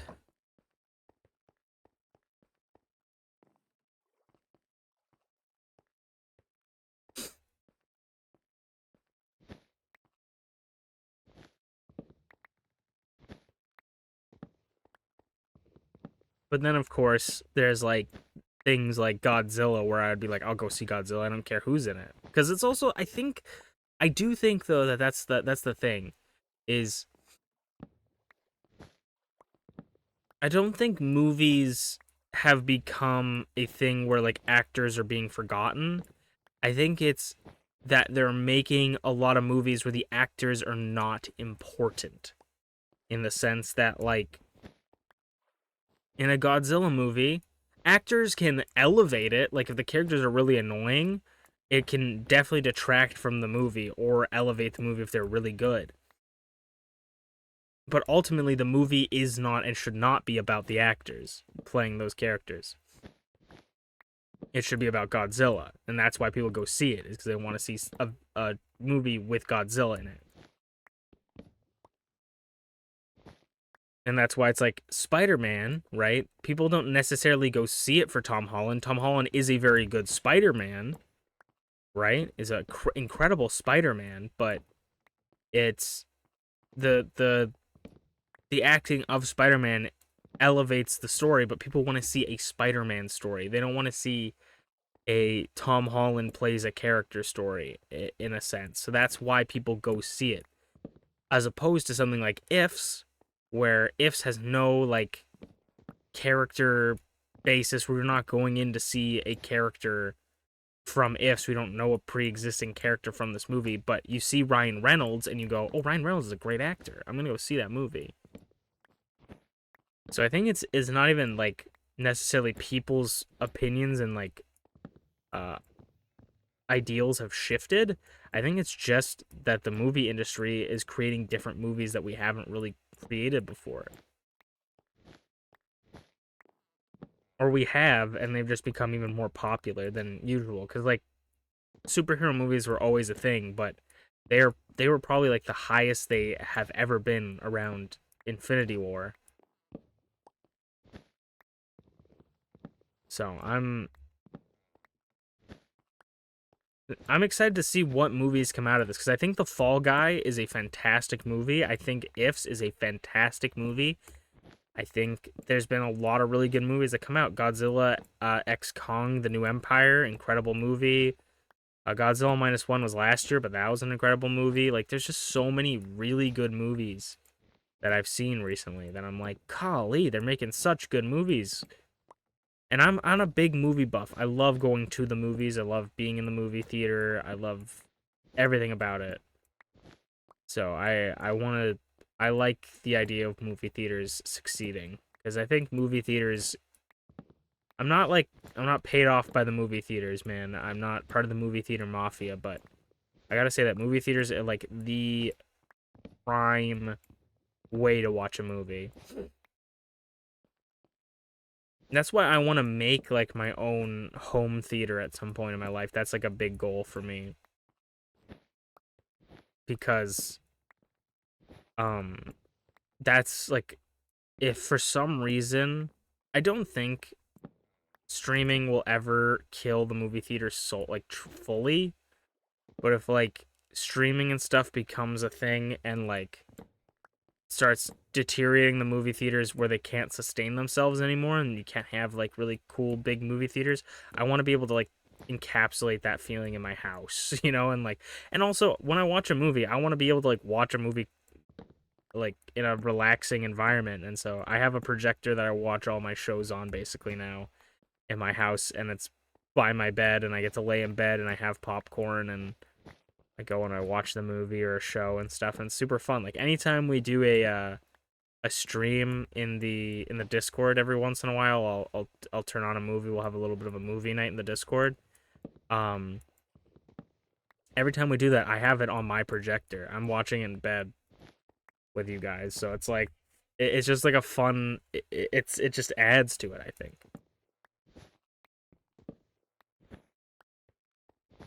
I honestly would love to work at a movie theater. One of my favorite movie theaters is said they were hiring, and I put in my resume. I need to start writing. I think I need to start writing like cover letters. I think because a lot of the times I put my resume out there, and I think people look at my resume and see like, okay, computer science credentials, like he doesn't really fit the roles we want for someone to fill in our like customer service role. So we don't really want to we don't want to hire him, because I've had like a couple people being like, you don't really qualify for our position. But I feel like, I don't know, I feel like I could be a good fit for certain areas, for certain jobs like that, if I express in like a cover letter why I want to be there, like, because if you can hire someone that wants to be at the job, like actually wants to show up, like you can train them.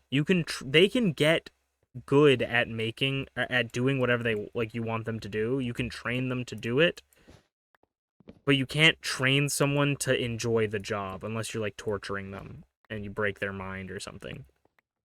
But you don't want to do that. I think that's against the law. It could potentially be against the law. I'm not a lawyer.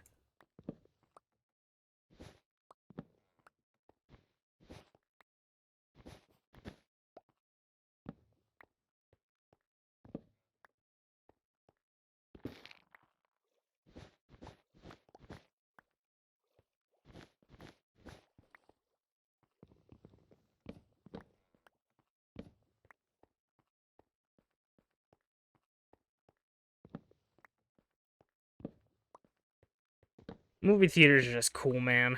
Honestly, there's a really good movie theater where I live that has like really fancy seats and stuff that my family loves to go to. And that's like basically the only movie theater my family goes to now, because they just like they've sat in the seats of luxury and they don't ever want to go back. And those seats are like locked behind VIP seats in other theaters. But there's another theater that I really love to go to that always has like anime movies and stuff. Like if an anime movie is ever like getting an English dub or an English sub, it's going to that movie theater. It's not. There's maybe one that went to a different one, but it's never going to it never goes to the fancy movie theater, because the fancy movie theater is a lot smaller. So they like kind of only take the high end movies that they know is gonna sell well, which is valid. But the other ones are like really big movie theaters with really small seats to like pack people in.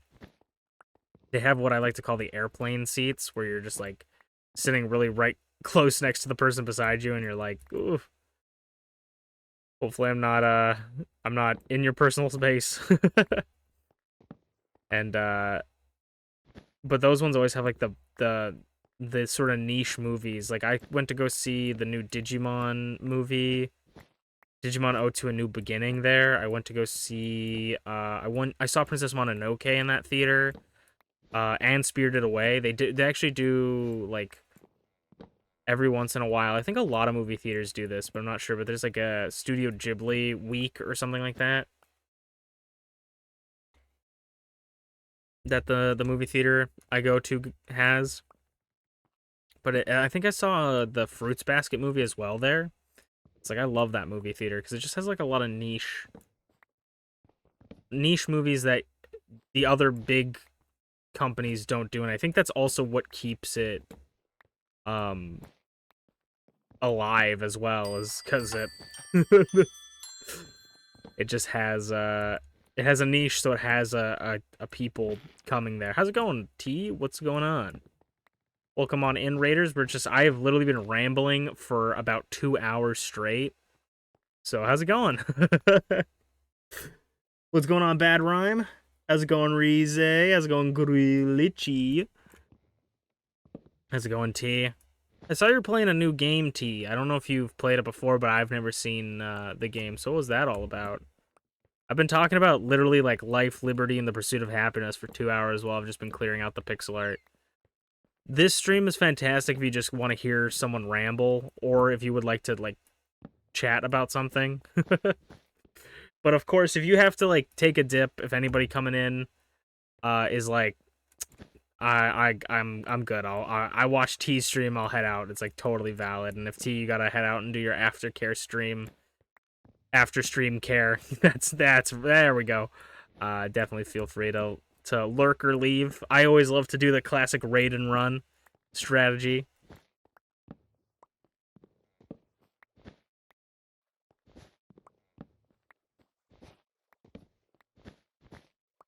I'm gonna check out what you guys are saying in a second. I just want to focus on clearing this out. I just don't want to... I think I'm not going to spend too much time because I don't want the sun to go down as things start spawning. Water break and stand up and stretch, sure thing. It was cuisiner? Concierge? Oh. Sherlanda? Is it Sherlanda? Do you have a preference for what type of villager, or can I name any villager Sherlanda? It's a dungeon crawler where you collect ingredients for food. That's kind of cool. Female lol. I mean, the villagers don't necessarily have genders in Minecraft, but I can show you some of the how some of the villagers look, because there's like ones with eye patches and like they're different jobs. No promises that they'll stay that job forever. We'll go over there and do that. I probably should go to the end as well and repair my tools and all my 5 elytras that are like broken.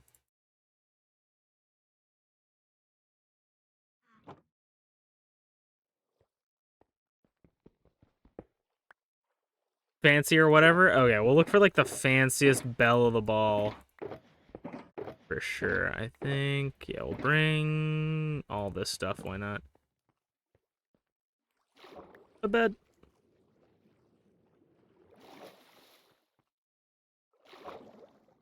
What the hell? There we go. Hope I'm feeling better. I'm feeling alright, knock on wood. So hopefully I get fully back to 100%. I had some pizza today, so I probably will be healthy tomorrow, you know? Healed me. But,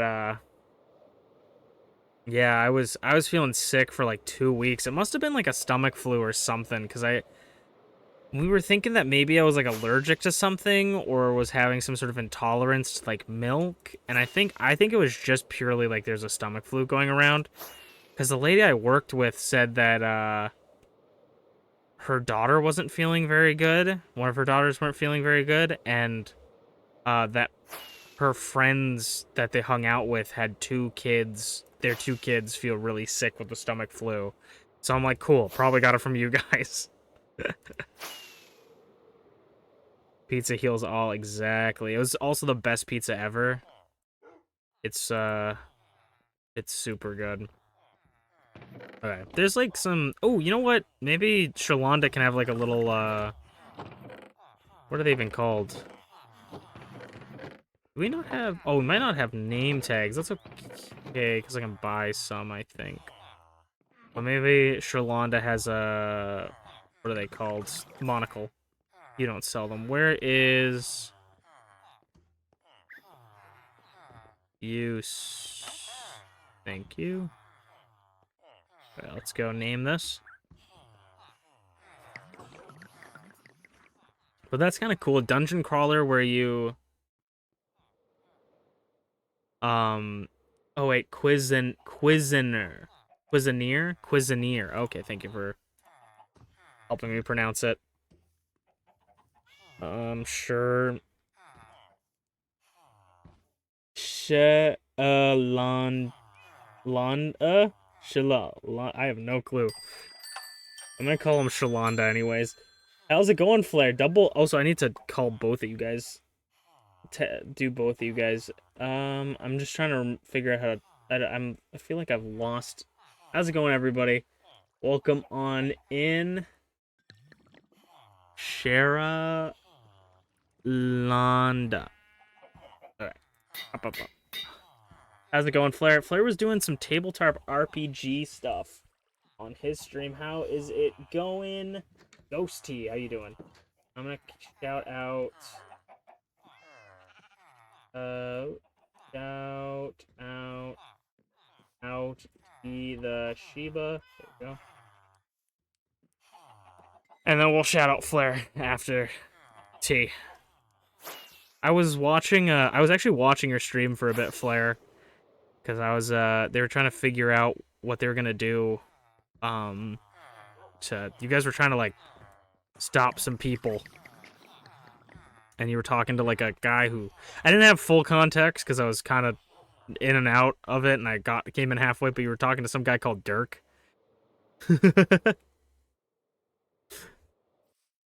Hello, Neo. How you doing? This is what we've been really working on the pixel art all day. Dirk is a jerk, exactly. We've been working on the pixel art all day, but this is something else I've been working on. I worked on this off stream. So this is the totem pole, if anybody doesn't know. It basically, each level of the totem pole signifies 1,000 days survived in this world, and then we sort of build stuff on the 4 sides of the totem pole depicting how many days we've spent. So this is 0 to 1,000, 1,000 to 2,000, 2,000 to 3,000, 3,000 to 4,000, and now we're on 4,000, and if we hit 5,000 up there, we're on day 5,033, and so I've been working on the 4 to 5,000, and so we started off, because I made Kame House, and as a sort of an homage to the late, great Akira Toriyama in my Minecraft world when I heard the news, and so I felt like that one was a pretty big build for me, personally. His death hit me quite hard. So I built one on there, and then we were working on a movie theater as well, so I built this part of the totem pole to signify the movie theater, which I think this one turned out really well. I'm very, very happy with it. So that's the movie theater totem pole part, and that's what we've been working on, basically. All day. And then we've been working on the pixel art project, which, let me go back over there. I need to go fix my tools, so we'll have to fly back to where we were just at, but... just in case people want to leave, I want to quickly show off everything so you guys can go rest. We're working on a pixel art project right now where basically we are placing pixels, aka blocks, on a big map of like 12 chunks in Minecraft, which are like 16 by 16 blocks, I believe. And each block equals a pixel, and then it makes a pixel art project, and we're making a big one where we're combining a bunch of maps together to make one really big image, and so we've been working on it.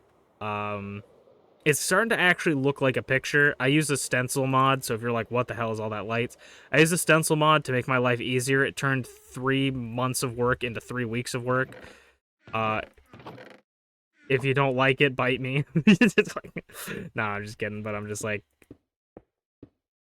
But this is what we've been working on so far.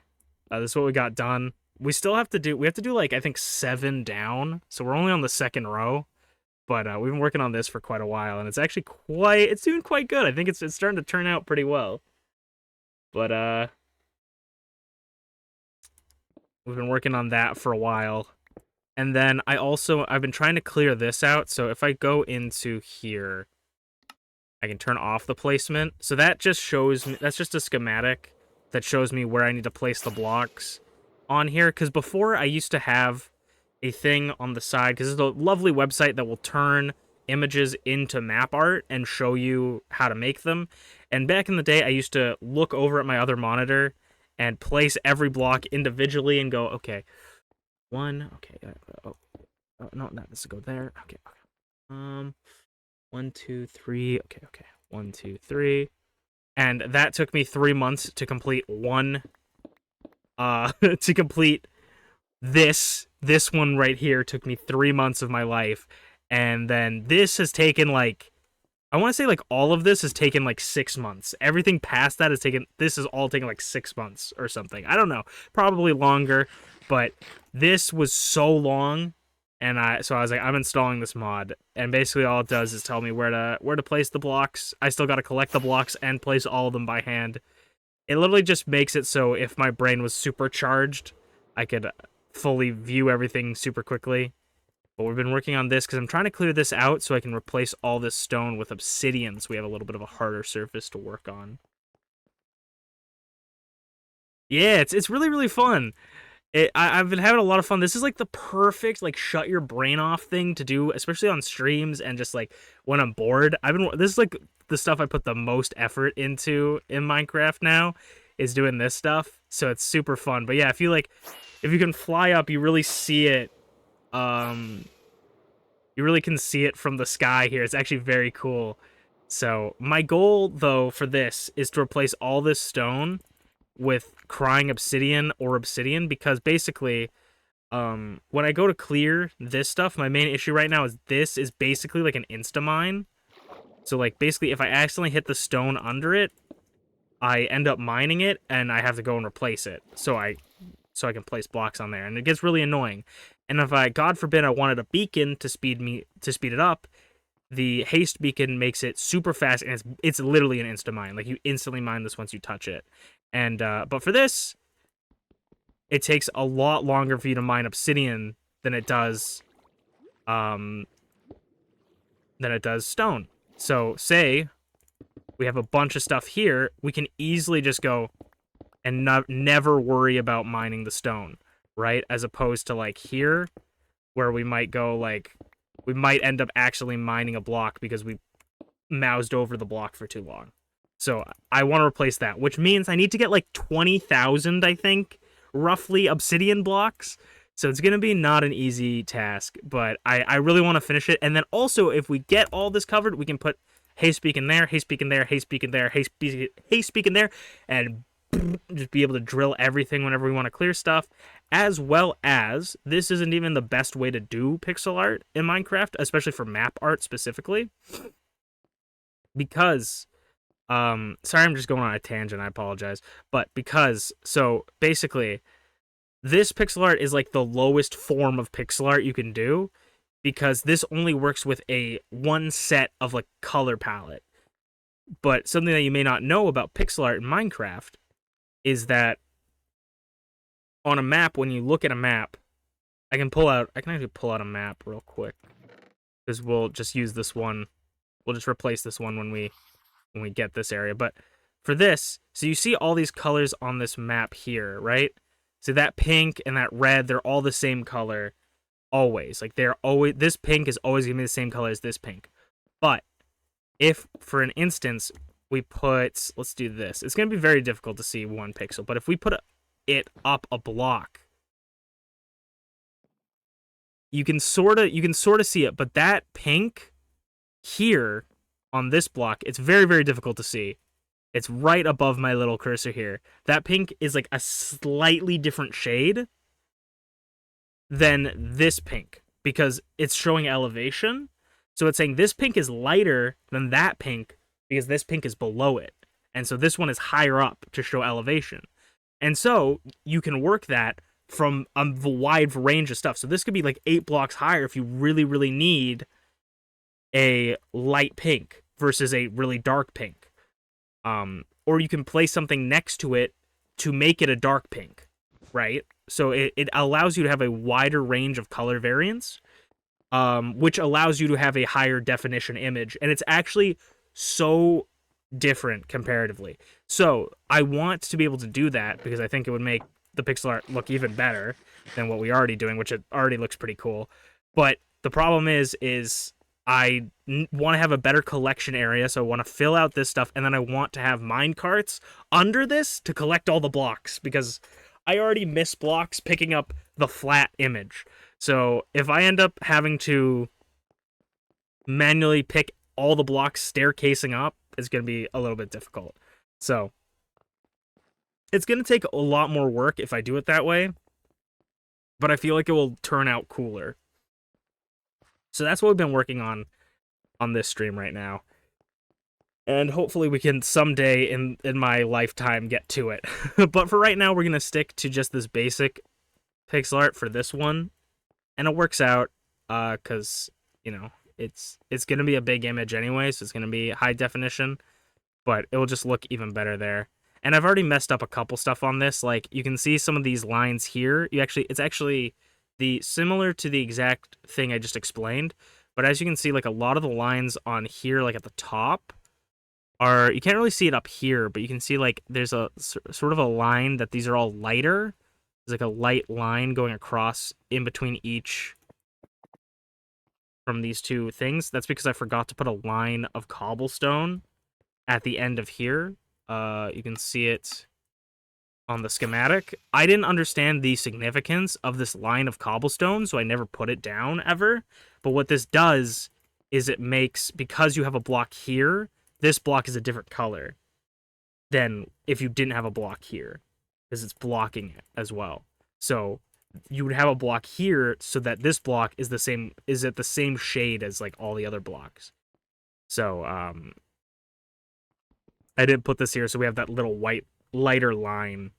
So it doesn't look perfect, but that's how it's how it would do. But thank you for listening to my TED Talk. I'm gonna now shout out Blair.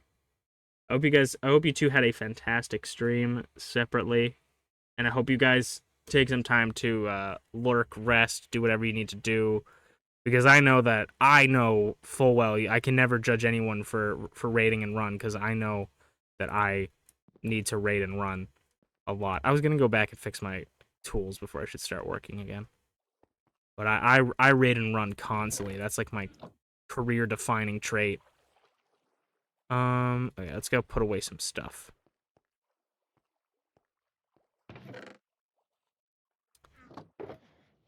I'm just gonna leave that there because I'm lazy.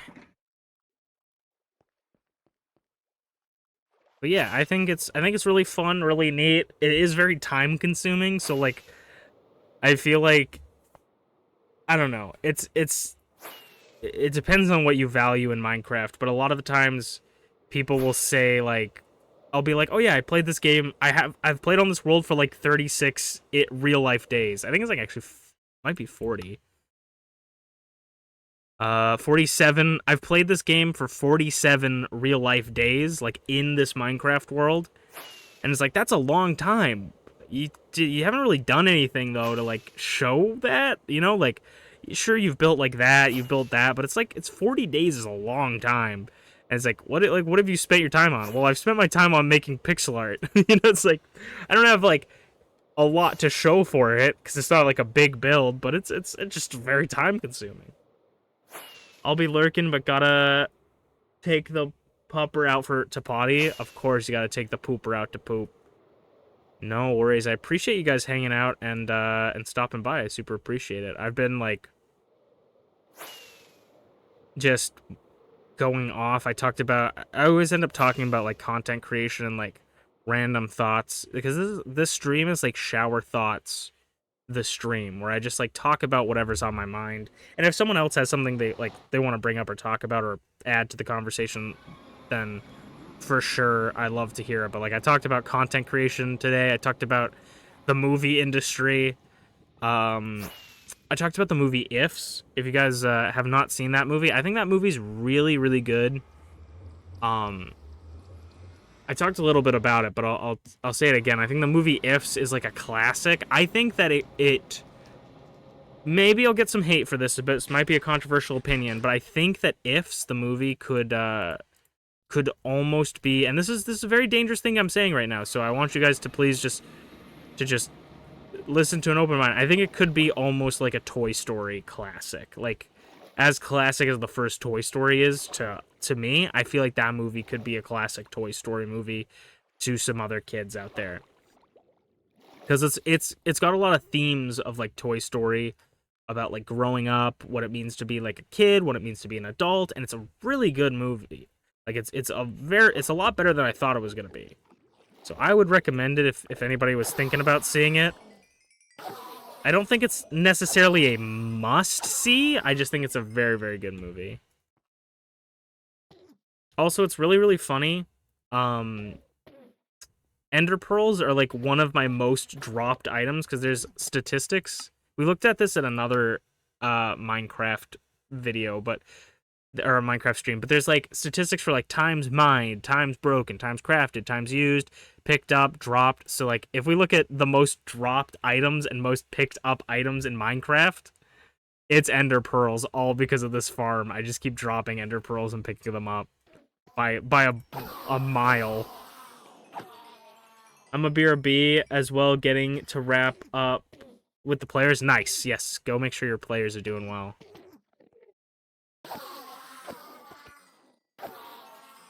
I'll have to go see what happened on that stream. Also, if anybody plays Minecraft and you want to get a cape, there's 3 new Minecraft capes. I don't know if the 2 of them are still available. I don't know if any of them are available, actually. But there's a creeper Minecraft cape you can get. That free from just going on Minecraft.net. You could probably, like, look up creeper cape thing and find it, because they're celebrating 15 years of Minecraft, which is absolutely insane. But you can get that for free. And then also, I don't know if it's still going, but supposedly if you watch, or well, it was happening before, but if you watch a Minecraft stream for 15 minutes on Twitch, there's a Twitch cape that you can redeem. You don't actually get it until like July on Java, but you get it, I think, immediately on Bedrock for some reason, or somewhat immediately. It might take some time. And then there's one on TikTok as well. If you watch a TikTok live stream on mobile for 3 minutes, you get a TikTok cape, also not showing up until like July for Java players. So if anybody's interested in that, definitely go out and look for that, because these capes are really cool, but a lot of the times they're like limited edition, where you're gonna have to grab them when they're available.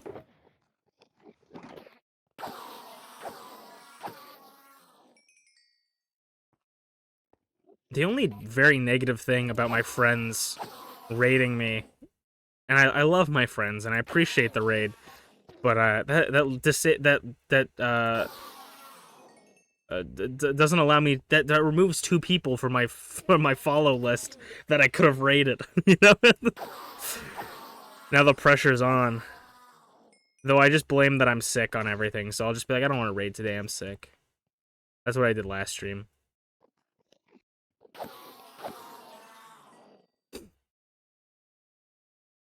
I very badly want to get back into Gotham Knights, though. I was gonna stream it, like, usually I would stream it today, on this day, but I did not want to stream it today, because it just, like, I don't want to get into, like, a story heavy and then end up being, like, sick, and, like, start it, and then, like, get through one cutscene, and then be like, I'm too sick to do it. So I'm like, Minecraft is a perfect, like, if I need to dip early, we're not doing anything important, but also I could pull, like, a whole stream for this game and just chat. So I was like, I'm like, this is the perfect game for it. But if you guys aren't familiar with Flair and T, they're really great people. I mean, all of you guys came in from their raids, so if someone coming in from Flair's raid doesn't know about TeaTheShiba is a great streamer. She does a lot of fun variety content, and we're probably going to try and start streaming again together soonish. Probably starting next week if we can.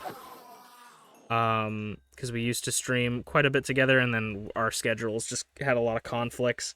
And then Flair is a very cool, if anybody coming from T's stream, Flair is a very cool, also variety content creator, doing a lot of, like, different stuff, doing some tabletop, this, like, sometimes does, like, 3D modeling stuff on stream, you know, editing videos on stream sometimes, like, looks at a lot of indie games, which is really cool. I think this is sort of the year of, like, really cool indie games, because every AAA company seems to be speedrunning how to ruin their reputation the fastest. So, Flair shows off a lot of those cool games, so I recommend go checking those out as well.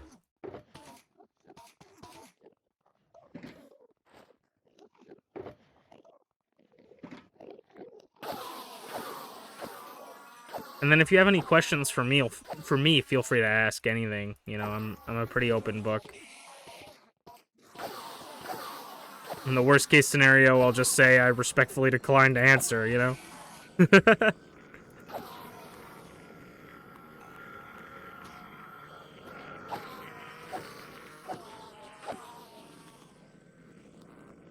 We're in the Ender Pearl Maker 3000, aka the lag machine. I need to make a redstone device that just tosses overflow ender pearls into lava. That's just what I gotta do, I think. Cause these ender pearls are so useless after a while. I mean, I'm actually gonna find a use for them soon, because I want to make an ender porter for a, whenever the trial chambers comes out. I want to make like a roguelike mini game for myself in the trial chambers, and the thing will be, it's like fighting against the clock. And so I'm gonna have an ender porter, which is basically you throw an ender pearl, and if you don't know, you throw an ender pearl, it teleports you wherever it lands. But if you throw an ender pearl into a bubble column, which is a column of water that shoots whatever's in it upwards, it gets like kind of stuck in stasis, and so it doesn't ever teleport you because it never hits anything. And so what people have discovered is they could have that be like that, and then they set a trap door, and then they can have the trap door trigger for whatever reason, whether it be based off a timer, whether it be based off a button press, whether it be based off something, and then it closes the trap door, and it automatically teleports you to wherever the ender pearl landed, because that was an ender pearl you threw, hit something, and so it teleports you. And so my idea is I'm going to have a timer, and it's going to, after like an hour, 30 minutes, we'll have to figure out how long we want the timer to be. It will close the ender portal and end porter and teleport me out of the dungeon. And then so however much I've done in the dungeon will determine like how well I do, which determines how many points I get, which determines what I can do to like, you know, meta progress and you know, so forth, so on till the end of time. Is kind of my idea. I've been thinking of a lot of fun different ideas for that.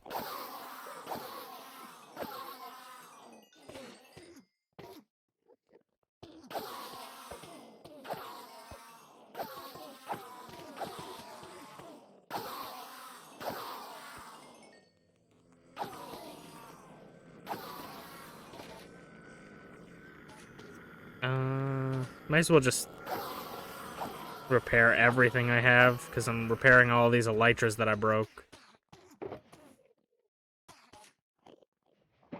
I must have been doing a lot of flying, because I feel like I've worn down a ton of my elytras.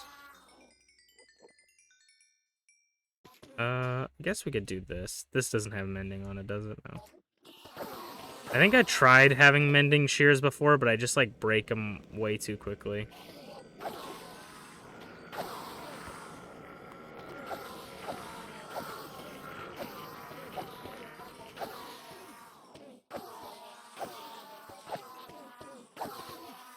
Other than the totem and the pixel art, we've also been working on a movie theater. That was part of the totem, actually, and part of the pixel art. Is we're making a movie theater. And I'm trying to add more theaters to the movie theater, because I've made the movie theater. I just only have one theater in it, and I want to make more theaters. So we've been working on that as well in our town called Pneumonia.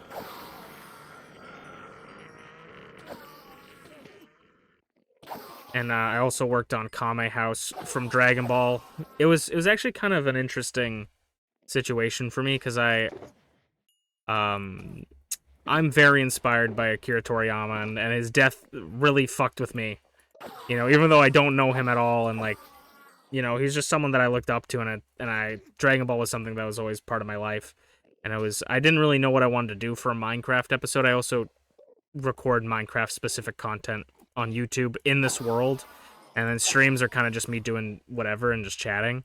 But I was like, I didn't really know what I wanted to do for the video, and I was just gonna do something random and kind of like whatever. And then the news came out that he had passed away, and I immediately was like very inspired to like, I'm like, I need to like make something Dragon Ball related. And so I made Kame House, which is like arguably one of the most iconic areas, or other than maybe Kame's Lookout. Kame's Lookout? I don't even know if that's what it's called, but Kame House, which is where Master Roshi lives, and where Goku first got trained by Master Roshi. And I was like, that's just like a place that I would love to build. So I was building that, and that was sort of one of the bigger projects that we were working on recently. And it was a lot of fun to work on it, because it was like following, because there's no like perfect one-to-one stencil you can follow for like a Minecraft build like that. You know, I just kind of looked at references on it online, and found what I thought was like a good rough idea of what it is. It ended up being like a lot smaller than it should have been, my build, but it was I think it turned out pretty well, and I'm pretty fond of it. And it's the stuff that just brings you joy that you wanna focus on in your life, I think. All right, we're gonna dangerously sleep right here, where a creeper could definitely just walk up and attack me, much like this zombie moving closer to me. But here's a little cheeky thing. If you guys don't know anything about, or don't know this about Minecraft, you can know some things. I don't want to say you don't know anything about Minecraft. But if there's a bunch of mobs in an area and you don't want to fight them, you can just kind of leave the area. And you can come back, because hostile mobs despawn. So, oop, no zombies. It's a very nice little thing you can do if you're like, I really don't want to fight zombies today. It's like, you don't have to. Okay, let's go drop these shulkers down so I have some space in my inventory. Also, if you see a red shulker box like this, there's a couple red shulker boxes around my Minecraft world, but if you see a red shulker box that looks like that, let me know, because I actually lost my shulker box. I'm pretty sure that it's just lost forever and it despawned, but if you guys happen to see it, let me know, because it has all my rockets in it. I had to make a new one. It frustrates me to no end, because I have no idea where it is. I have no idea where I would have put it. It's probably in a chest somewhere. I'm pretty sure this has happened to me before, where I've accidentally put it in a chest and couldn't find it. But this time I'm like seriously have no memory, and I think I must have placed it down while working on the totem and didn't pick it up because my inventory was full or something, or it fell off the side of the totem, and then it despawned because I didn't see it, you know? I think that's kind of what happened. If it didn't despawn then, it definitely is despawned by now. So all we can hope is that it's in some chest somewhere. But I think it's probably lost. I don't think it had anything special in it. It might have had like a pickaxe or like a netherite hoe or something in it, because I'm pretty sure I had 2 netherite hoes. So I think one of them might have been lost. But honestly, that's more my fault for wasting netherite on a hoe.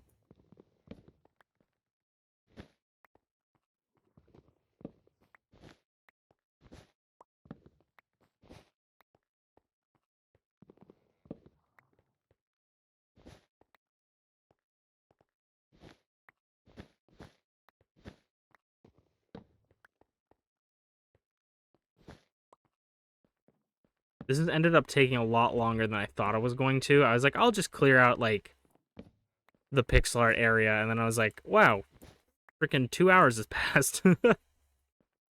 So I was just like, you know what, I'll deal with just clearing out this area, because I have some ideas of, like, how I want to get the obsidian here. It's either, we got a bunch of piglins that I'm trading with in the nether roof that you may have saw us pass, but I got a bunch of piglins last stream that we did here up to the nether roof, and it was really annoying. And I brought them up, put them in their own little chambers so that they could trade with me, and then those trade obsidian and crying obsidian for gold, but it's a random chance, and it's kind of rare-ish. I mean, it's annoying altogether because you gotta. It's like they could drop gravel, they could drop a bunch of different stuff like potions and things. So it's like it's not 100% chance. It's not like a really efficient farm. So I was thinking maybe even just using. I don't even know where that portal goes to. I think I tried to set up a portal to like come over here, so it was like a quick transport, but it was just not. Um, it just didn't matter because it was so close to where I was. I thought I was like farther out, I think, when I made that. And so I just left it there. I'll have to see where it actually is at. But I think maybe grab buckets of lava to put underwater to create the obsidian might be a really good way to do that.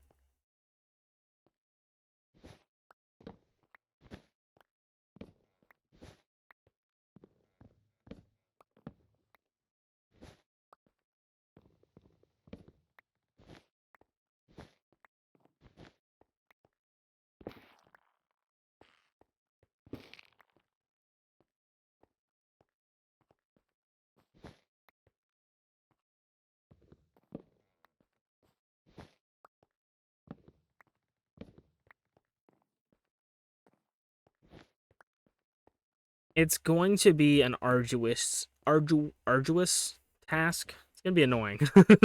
I don't know why I try to use big words, but I think like just at the end of the day, I just think like even at the beginning of this project, I was like I was kind of getting burnt out. I was like, fuck, man.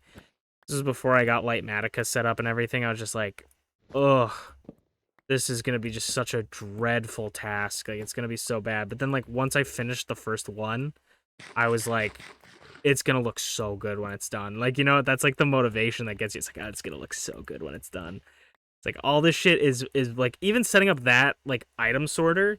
I was like, oh my god, this item sorter is gonna take forever. And I'm like, but I'm thinking like, but once I get it set up, like I will never need to sort items by hand again. Like it's gonna be such a game changer.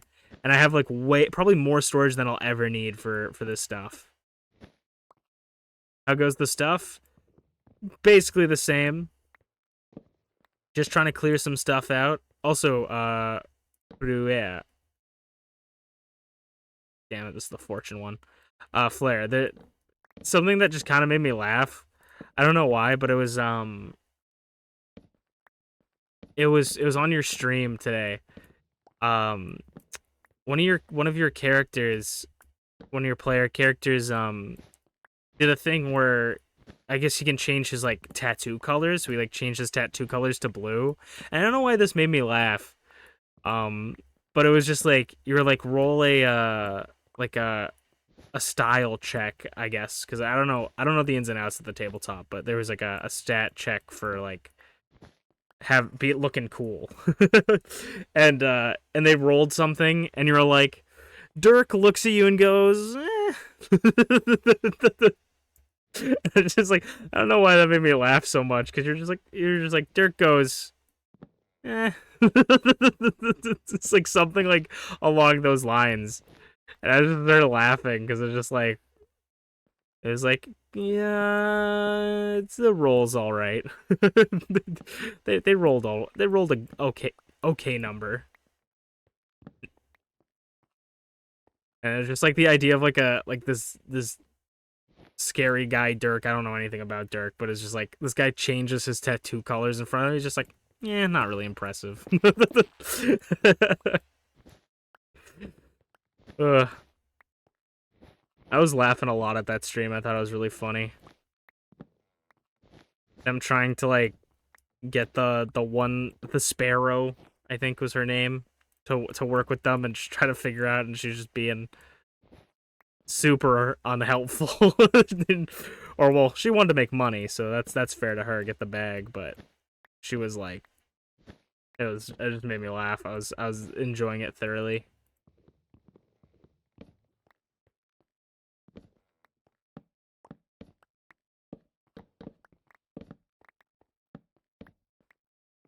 Okay, I'm gonna just do this so I know exactly where we're cutting off.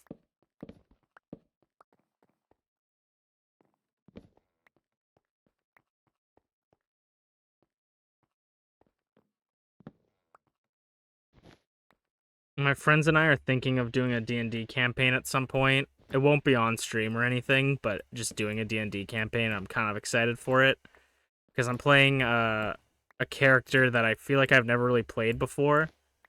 I'm gonna try my best to have a character that is like not edgy, you know? Like I feel like a lot of the characters that I make are like the tragic backstory, like someone trying to avenge their dead wolf parents, you know?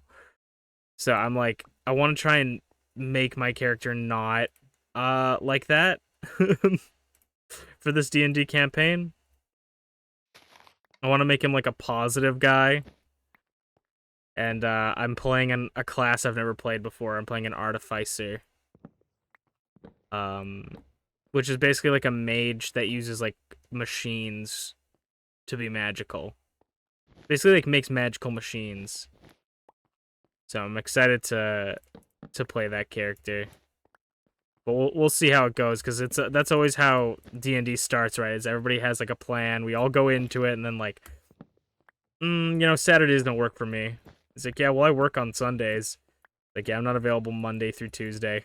It's like, okay, cool. Just never see you guys, I guess. Never works out. I think it'll be good potentially during the summer, as long as my friends aren't on vacation and I'm not on vacation at like differing times. But I want to play some more tabletop stuff at some point.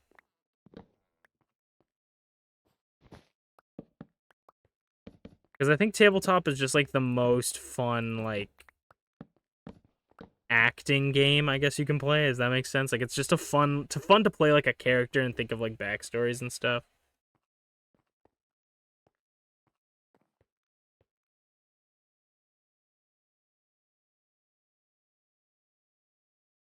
And so I'm excited to get back into D&D, and the concept for the world is pretty cool.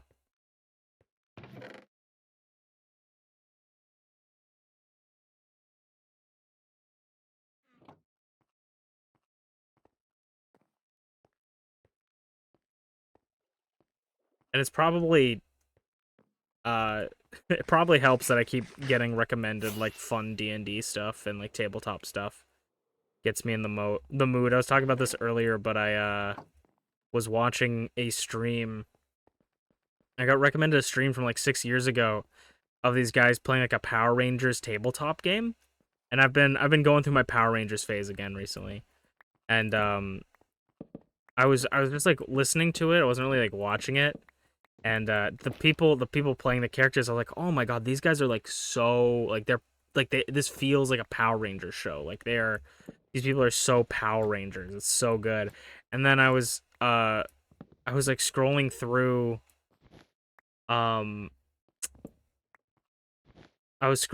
like what is it called? The comments.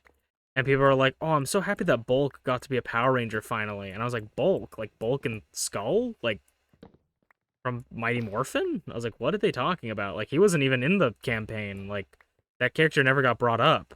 And then I was like, "Oh shit." And then I like started looking up all the people on the stream, and I was like, "Oh, that's Bulk's actor from Mighty Morphin playing like that character." And then I was like, "Oh, the freaking guy that's gonna be the Red Ranger, who I keep thinking like, oh my god, this guy sounds like he's such a good Power Ranger actor, is literally the Blue Ranger from Ninja Steel." I was like, oh my god, like this is just like actual Power Rangers. And oh, that's sad. And this like Power Rangers actors and some like content creator streamer people, and I was like, oh my god, like this is so good. And so it's like it's such a good series. It's called Hyperforce if anybody's interested. It's super good. I still haven't watched episode 2 / session 2, but it's like really high quality visuals and stuff for like for added stuff. Like they have a whole Power Rangers intro and everything that's like really good. Really, really good. How could you not with the Power Rangers being on YouTube? Exactly. I've been in the Power Rangers phase. I've actually started watching I'm continuing watching Dino Thunder because I've been watching Dino Thunder since I got the DVD, just on and off. And then I started watching Ninja Storm, and I'm gonna watch Jungle Fury. I should start watching Mighty Morphin because that was something that I watched as a kid, but never like it was like slightly before my time. So I would see it on TV, but it was always reruns, so you'd never get like the full. It was never like a episodic series on TV at the time for me, and so I would always just see episodes. You're back from the pupper, nice.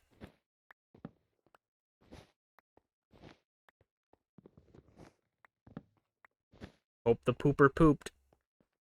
But yeah, it's been I have a thing that some of you guys may have heard me talk about before, but it's called Channel Masu, as I like to call it, because Masu is a nickname for myself. But it was a project that I was doing, because sometimes I'm the type of person that, like, I don't know why my brain is like, you need to empty your inventory right now, but I'm the type of person that, like, has troubles making decisions sometimes and just likes to watch the same shows over and over again. Like, I will binge watch, like, the same show. Like, I will watch a season of a show and then rewatch it, like, 80 times. Like, in middle school, I watched Fruits Basket and Vandred probably, like, every single day. Like, finished the series in a day. Like, just non-stop watched those shows. And so I was like, I always hate, like, making decisions. So I thought, I'm going to make this thing. I'm going to use my computer science degree, where it's going to basically take a bunch of my favorite shows that I have and put them in a shuffled playlist where it, like, shuffles a playlist of playlists and picks a show to, like, play the next episode of. And so I added Ninja Storm into it and Jungle Fury into it. And so now I have that. I've had a couple more shows into it, but I got, like, that on my channel, Moss. It's a lot of fun. Because you could just turn it on and be like, I'm going to watch this episode. And then, like, maybe if I want to watch a show, like, specifically, I'm like, I really want to watch Dino Thunder. Like, right now, I don't want to, like, watch it through Channel Masu. I could just skip the episode, and then it will get removed from the playlist whenever it gets brought up, or I can rewatch it if I want to watch it again. Will it do it in order, though? Yes, it will do it in order. So it will pick randomly a series and then pick the next sequential episode. So if it's like, say we have like Mighty Morphin, Jungle Fury, and Dino Thunder are the only ones, it could pick like Dino Thunder episode 1, Jungle Fury episode 1, Dino Thunder episode 2, Mighty Morphin episode 1, Mighty Morphin episode 2, Jungle Fury episode 2, 3, and then, you know, Dino Thunder 3. Yeah, so it's really fun. I actually kind of want to, like, redo the code, because the code is really shit. But I don't want to, because it works, right? So it's like, I don't really want to ruin it. And it's also really cool too, because, like, with it's done through HTML and JavaScript, and so one of the things that about it is, like, there are different ways to save data, right? But I like how I took my hand off the mouse to start moving my hands.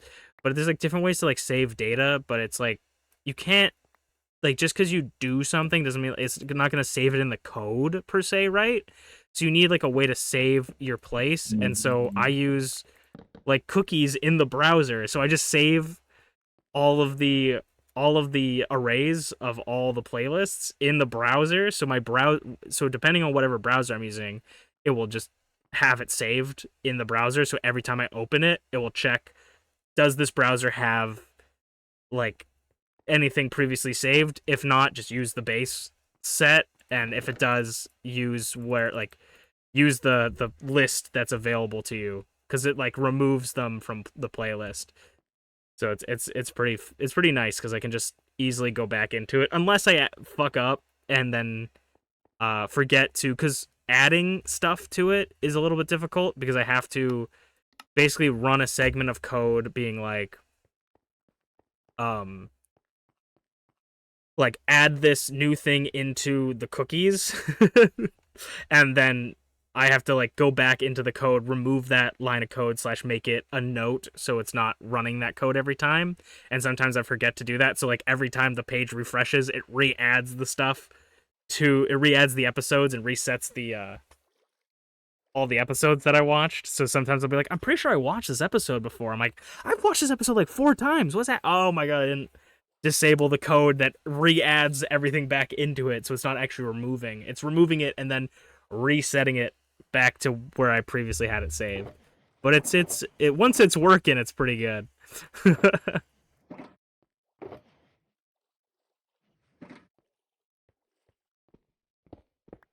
Alright, we're gonna just kind of start clearing out some stuff and start replacing it with obsidian.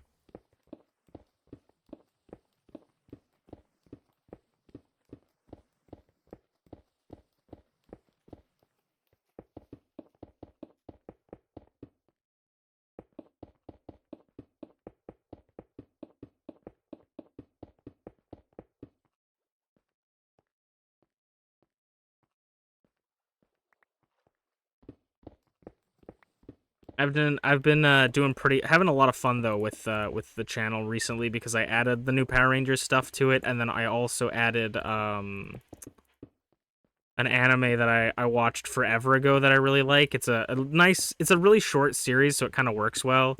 It's called Okami-san and Her Seven Companions. It's about it's like about this school that has a thing called the Otogi Bank, which is they have like this bank, but basically the bank it loans help, basically. Like you go to them and you're like, I need you to solve this problem for me. And then you are indebted to them and you have to do something for them later, but they're like nice people, they're not like evil. And a lot of the times it's like, hey, I'm getting like someone stalking me, can you like stop this person from stalking me? It's like, sure. And then one of the characters goes and beats up the stalker or something. But all the characters, the hook of it is all the characters are based off like fairy tale characters. So Okami-san is the big bad wolf, and her roommate is Little Red Riding Hood. And then there's like the rabbit from Alice in Wonderland. There's Alice from Alice in Wonderland. There's I think the Mad Hatter. The character's either the Mad Hatter or like the fucking caterpillar. I don't remember.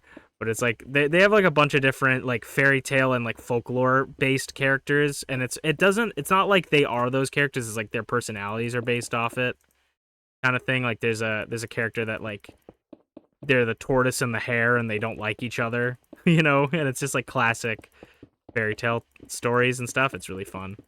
But I've been adding that. Also, I was gonna say this as well for anybody interested in the channel Masu. Something else kind of fun about it that I coded. I haven't actually seen it work yet because I haven't finished a series yet. Well, technically I have, but the code wasn't working properly. But basically what I have done is if a series gets completed, right, you don't see it anymore because you ran out of episodes. But something that I added that was kind of fun is that if for some reason that series gets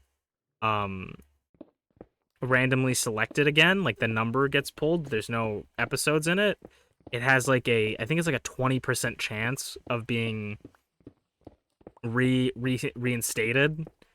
So like you have a chance that the show will come back on the air, kind of thing, just to like mix it up. And then if all the shows get depleted, obviously the whole thing resets.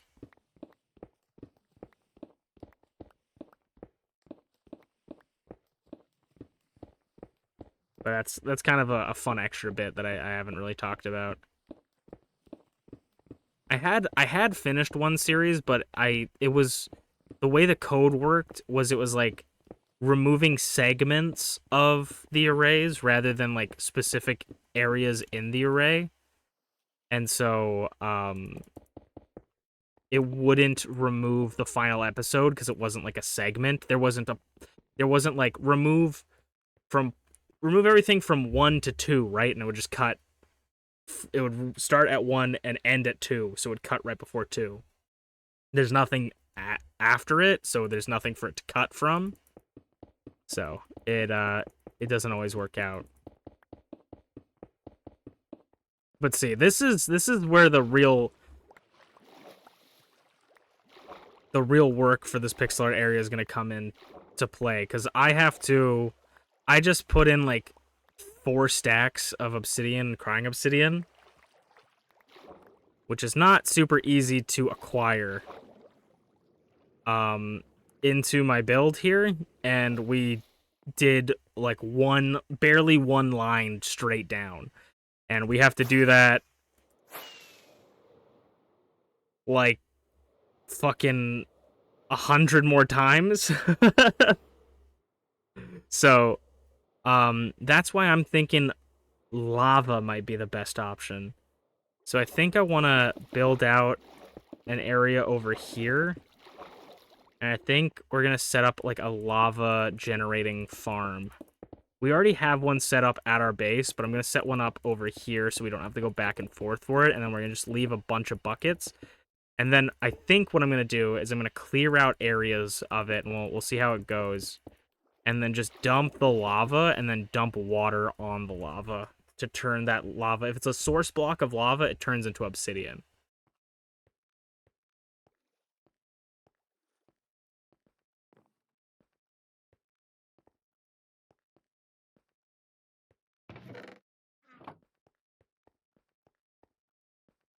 Do do do do do do. Do do do do do do do do do do do. Honestly, I was thinking about this the other day because I was thinking about like, why is Dino Thunder out of all the Power Rangers my favorite? I think it's a great series just in general, and I think like the suits are cool and stuff. But I was like why did that end up becoming my favorite? Like, why is that so nostalgic for me? And I think for me it's because, like I was saying before, that Mighty Morphin was kind of before my time, and so I only saw like reruns of it. But I remember distinctly seeing the episode where Tommy is like the Green Ranger and is evil. I remember seeing those episodes. And then I also remember seeing him come back as the White Ranger. And I remember being like, Tommy is like the coolest character ever. You know, like I was just blown away. I love that character. And so for me, when I was a kid, I was like, that character is the coolest. But I also was like, the Black Ranger is the coolest Ranger. Because the black is like so cool. And so fast forward into Dino Thunder. Oh, Tommy Oliver. Hey, that's the Green Ranger. Oh my god, that's so cool. He's in this show. I as like a little brain kid, I'm like, whoa, I know that character. That's the Green White Ranger. That's so cool. And then we find out that like later down the line he becomes, I mean, spoilers I guess, but it's like in the second episode or something. It's not the second episode. It's like in the it might have been like the fourth. But fast forward, he becomes that series' Black Ranger. And so I'm like, that's probably why I like him so much, is because he's literally my favorite. He's my favorite Ranger combined with my favorite Ranger. He's like, so it's really funny because I was just like, he becomes my favorite like color of Ranger, and then he becomes he's like the mentor. He comes back to help them. I'm like, this is like the coolest character. So like that, because I was watching it the other day, and I was like, this is so good. Okay, so that's 22. We need to go get 22. But yeah, I love Power Rangers in general. I was talking about like even bad Power Rangers is like good Power Rangers, you know? It's like it's very hard to have like a terrible Power Rangers. Because like when Power Rangers is bad, it's like kind of bad, but when Power Rangers is good, it's like it's so good. So it's like really, really difficult. Like the worst way for a Power Rangers is to be bad is like just for it to be boring, you know? So I don't think that it's very it's very difficult to fuck up Power Rangers, I think.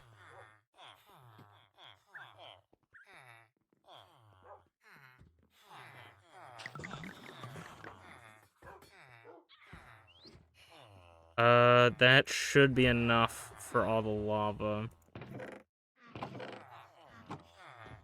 It's funny, I watched most of Mighty Morphin, but for some reason, Zeo was my first time seeing Power Rangers. Yeah, it's interesting because I basically only ever saw Mighty Morphin, and then like all the Disney.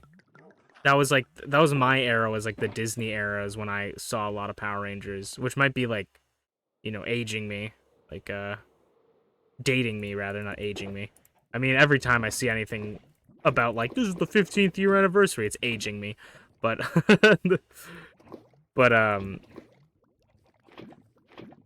the Power Rangers like Disney stuff, like Ninja Storm, Dino Thunder.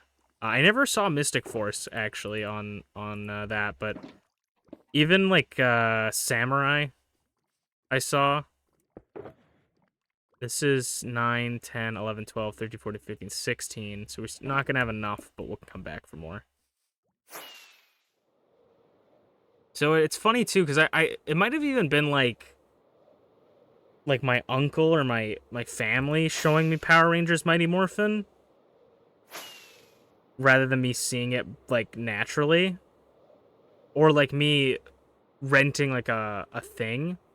But I remember watching, like, a lot of Mighty Morphin and just being like, this is the coolest thing ever. And then Dino Thunder came out, and I was like, holy shit. And then I watched most of Dino Thunder. And then I watched some of Ninja Storm, because I had some of the toys, and I remember it a little bit, but I don't really remember it as much as Dino Thunder. And then I don't think I really was into Power Rangers that much as a kid. Like, I still would have probably, if you showed me them, I would probably been like, well, they're cool, but I just, like, I never had, like, the obsession again with them like I did, like, Pokemon or, like, Bakugan or something, like, or any of the Gons.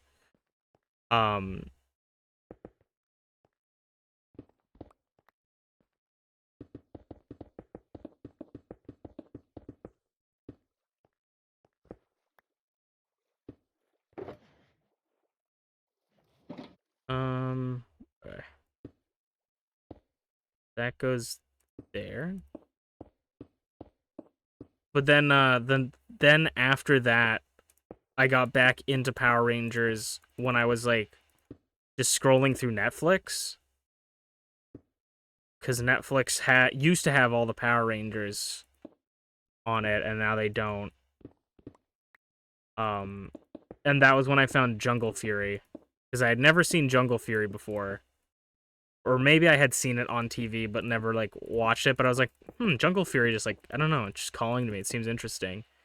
And then I started watching it, and loved it. I think that one's a really good series as well.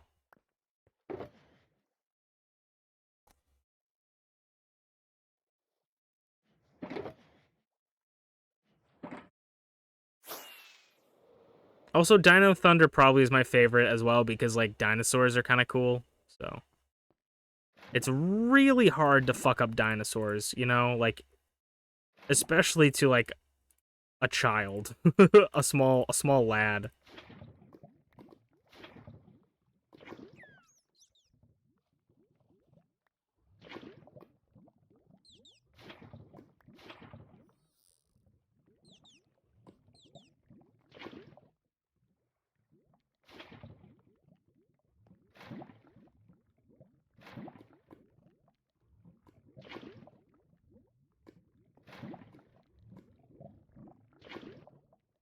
Okay, I'll have to get some more.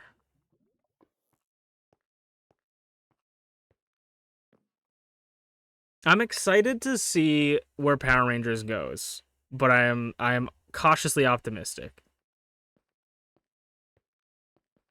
Mainly because I'm excited because I've been seeing a lot of recently I've been seeing a lot of like the comic book Power Ranger stuff, and the comic book Power Ranger stuff, the stories seem really cool. I just like I don't like everything about them, but I'm like a lot of them seem very interesting.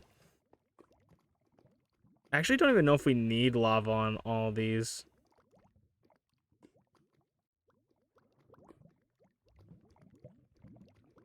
No, we do for sure, because this one doesn't look like it's dripping, and I don't think this one has a source block on it. Well, we'll get it anyways. We'll get more anyways. I'm gonna go see where this portal leads me. And then also, yeah, it does help now that like all the Power Rangers is free on YouTube. I've been watching that a lot now. I've been listening. I'll like pop into the live streams, because they have like 4 live streams playing at a time. Of like Super Samurai and like they might have Mighty Morphin going. I don't know, but I saw the Super Samurai was the one I watched anyways. I don't think I want to worry about exploring here.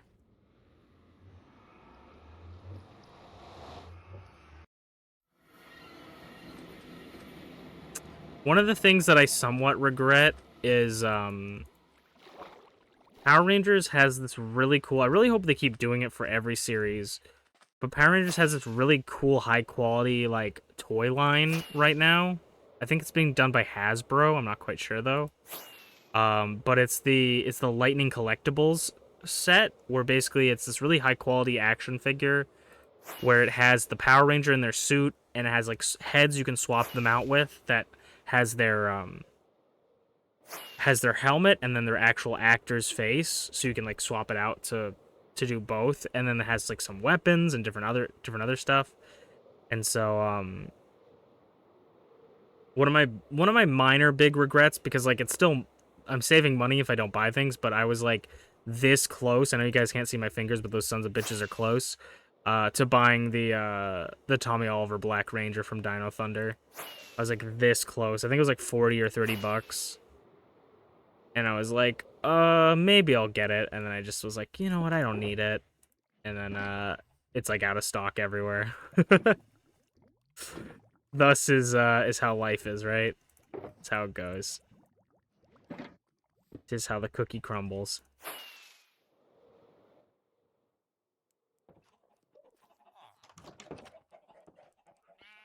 But maybe one day I'll get it. I was thinking about... It kind of sucks, because, like, they have some of the villains, but they don't have all of the villains. Like, they have the main villain from Dino Thunder, but they don't have, like, Elsa or, like, the other guy with the sword that I would have much preferred than the Dino guy that I honestly can't even remember the name of, the main villain. Because he's cool. I like him. I like his story, but, like, I don't really want a figure of him. But I was gonna do a thing. If I ever felt like collecting those toys, was something that I was thinking of doing was collecting them, but, like, trying to build my own Power Rangers team, if that makes sense. So, like, only collect ones of one color, and then, like, you know, pick my favorite, like, Green Ranger, my favorite Red Ranger, my favorite, like, Black Ranger, and, like, build my own team. That was what I was gonna do.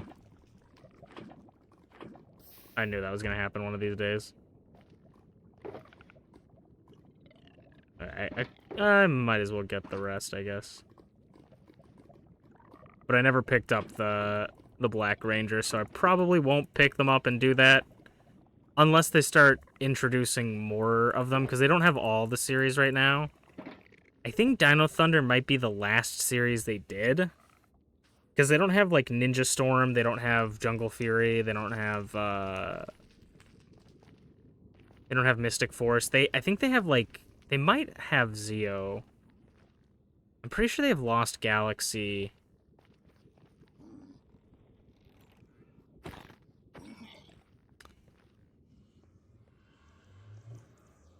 But they're really cool. If you're, like, a Power Rangers collector and you like toys, like, you probably already know about them, but they're really cool. For me right now, they're not an investment I'm willing to put the money into. Because I do also think that not just everybody, but myself especially, could probably save a few more bucks. You know, wouldn't hurt to save some money for a rainy day special or something.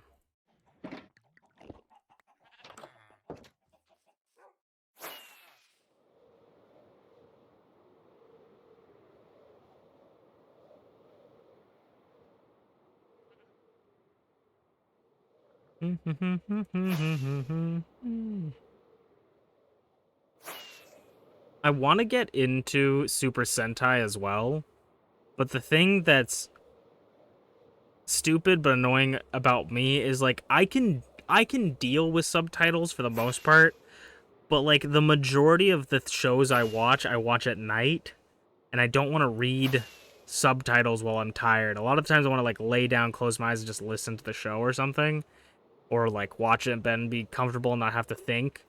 And so I want to watch Super Sentai, but it's in Japanese, obviously, and I don't think there's like a dub of Super Sentai. So, we'll see, because I watched like the first episode of Aba Rangers, which is the Dino Thunder equivalent to Super Sentai. And it was really good. I thought it was really, really cool.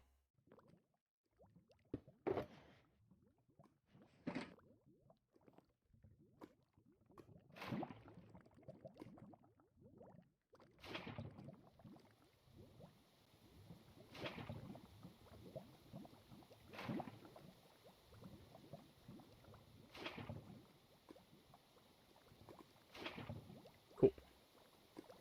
And then, because I know I'm a buffoon, we need to block off the other one by my house as well, but so I don't accidentally fly into the lava.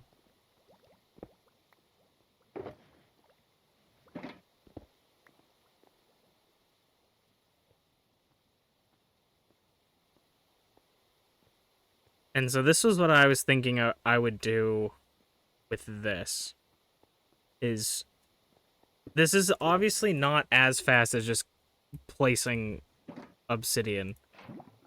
We put the lava here.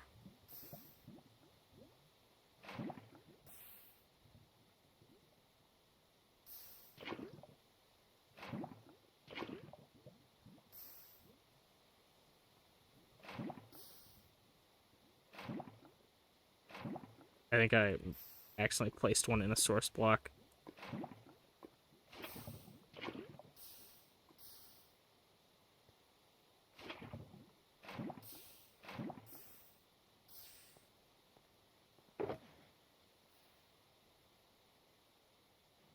And then we take this.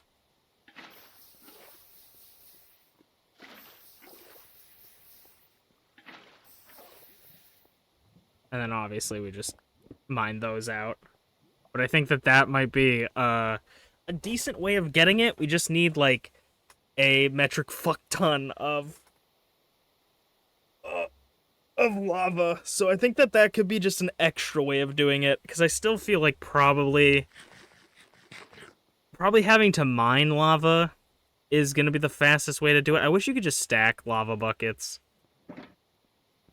Like how you can do regular buckets, at least to 16.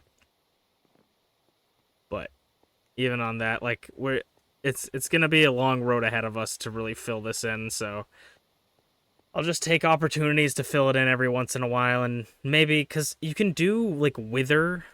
You can do, like, the Wither boss mining obsidian in the, on the platform you have on, in the end.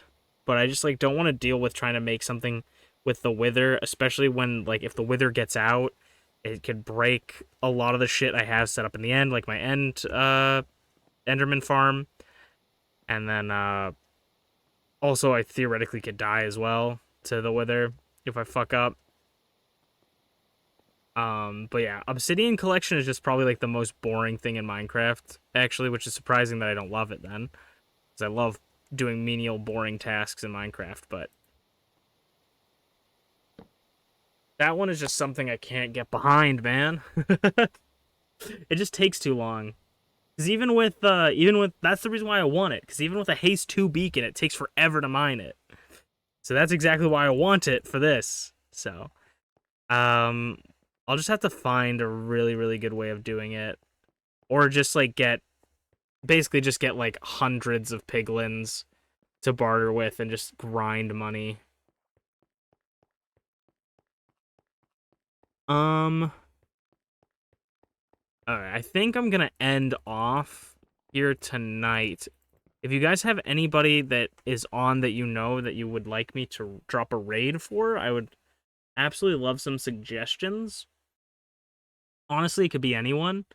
I think Revenant Sorrow, I think that might be Flair's friend, is on. I know Con is on playing Overwatch 2, so if those names ring a bell and you're interested in, definitely go drop a view there. But I don't really know too many people.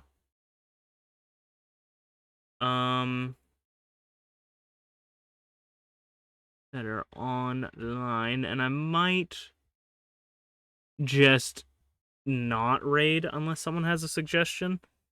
You don't have a lot either. Yeah, I might just not raid. I'm kind of not in the mood brain-wise and stomach-wise to be like, you know, to be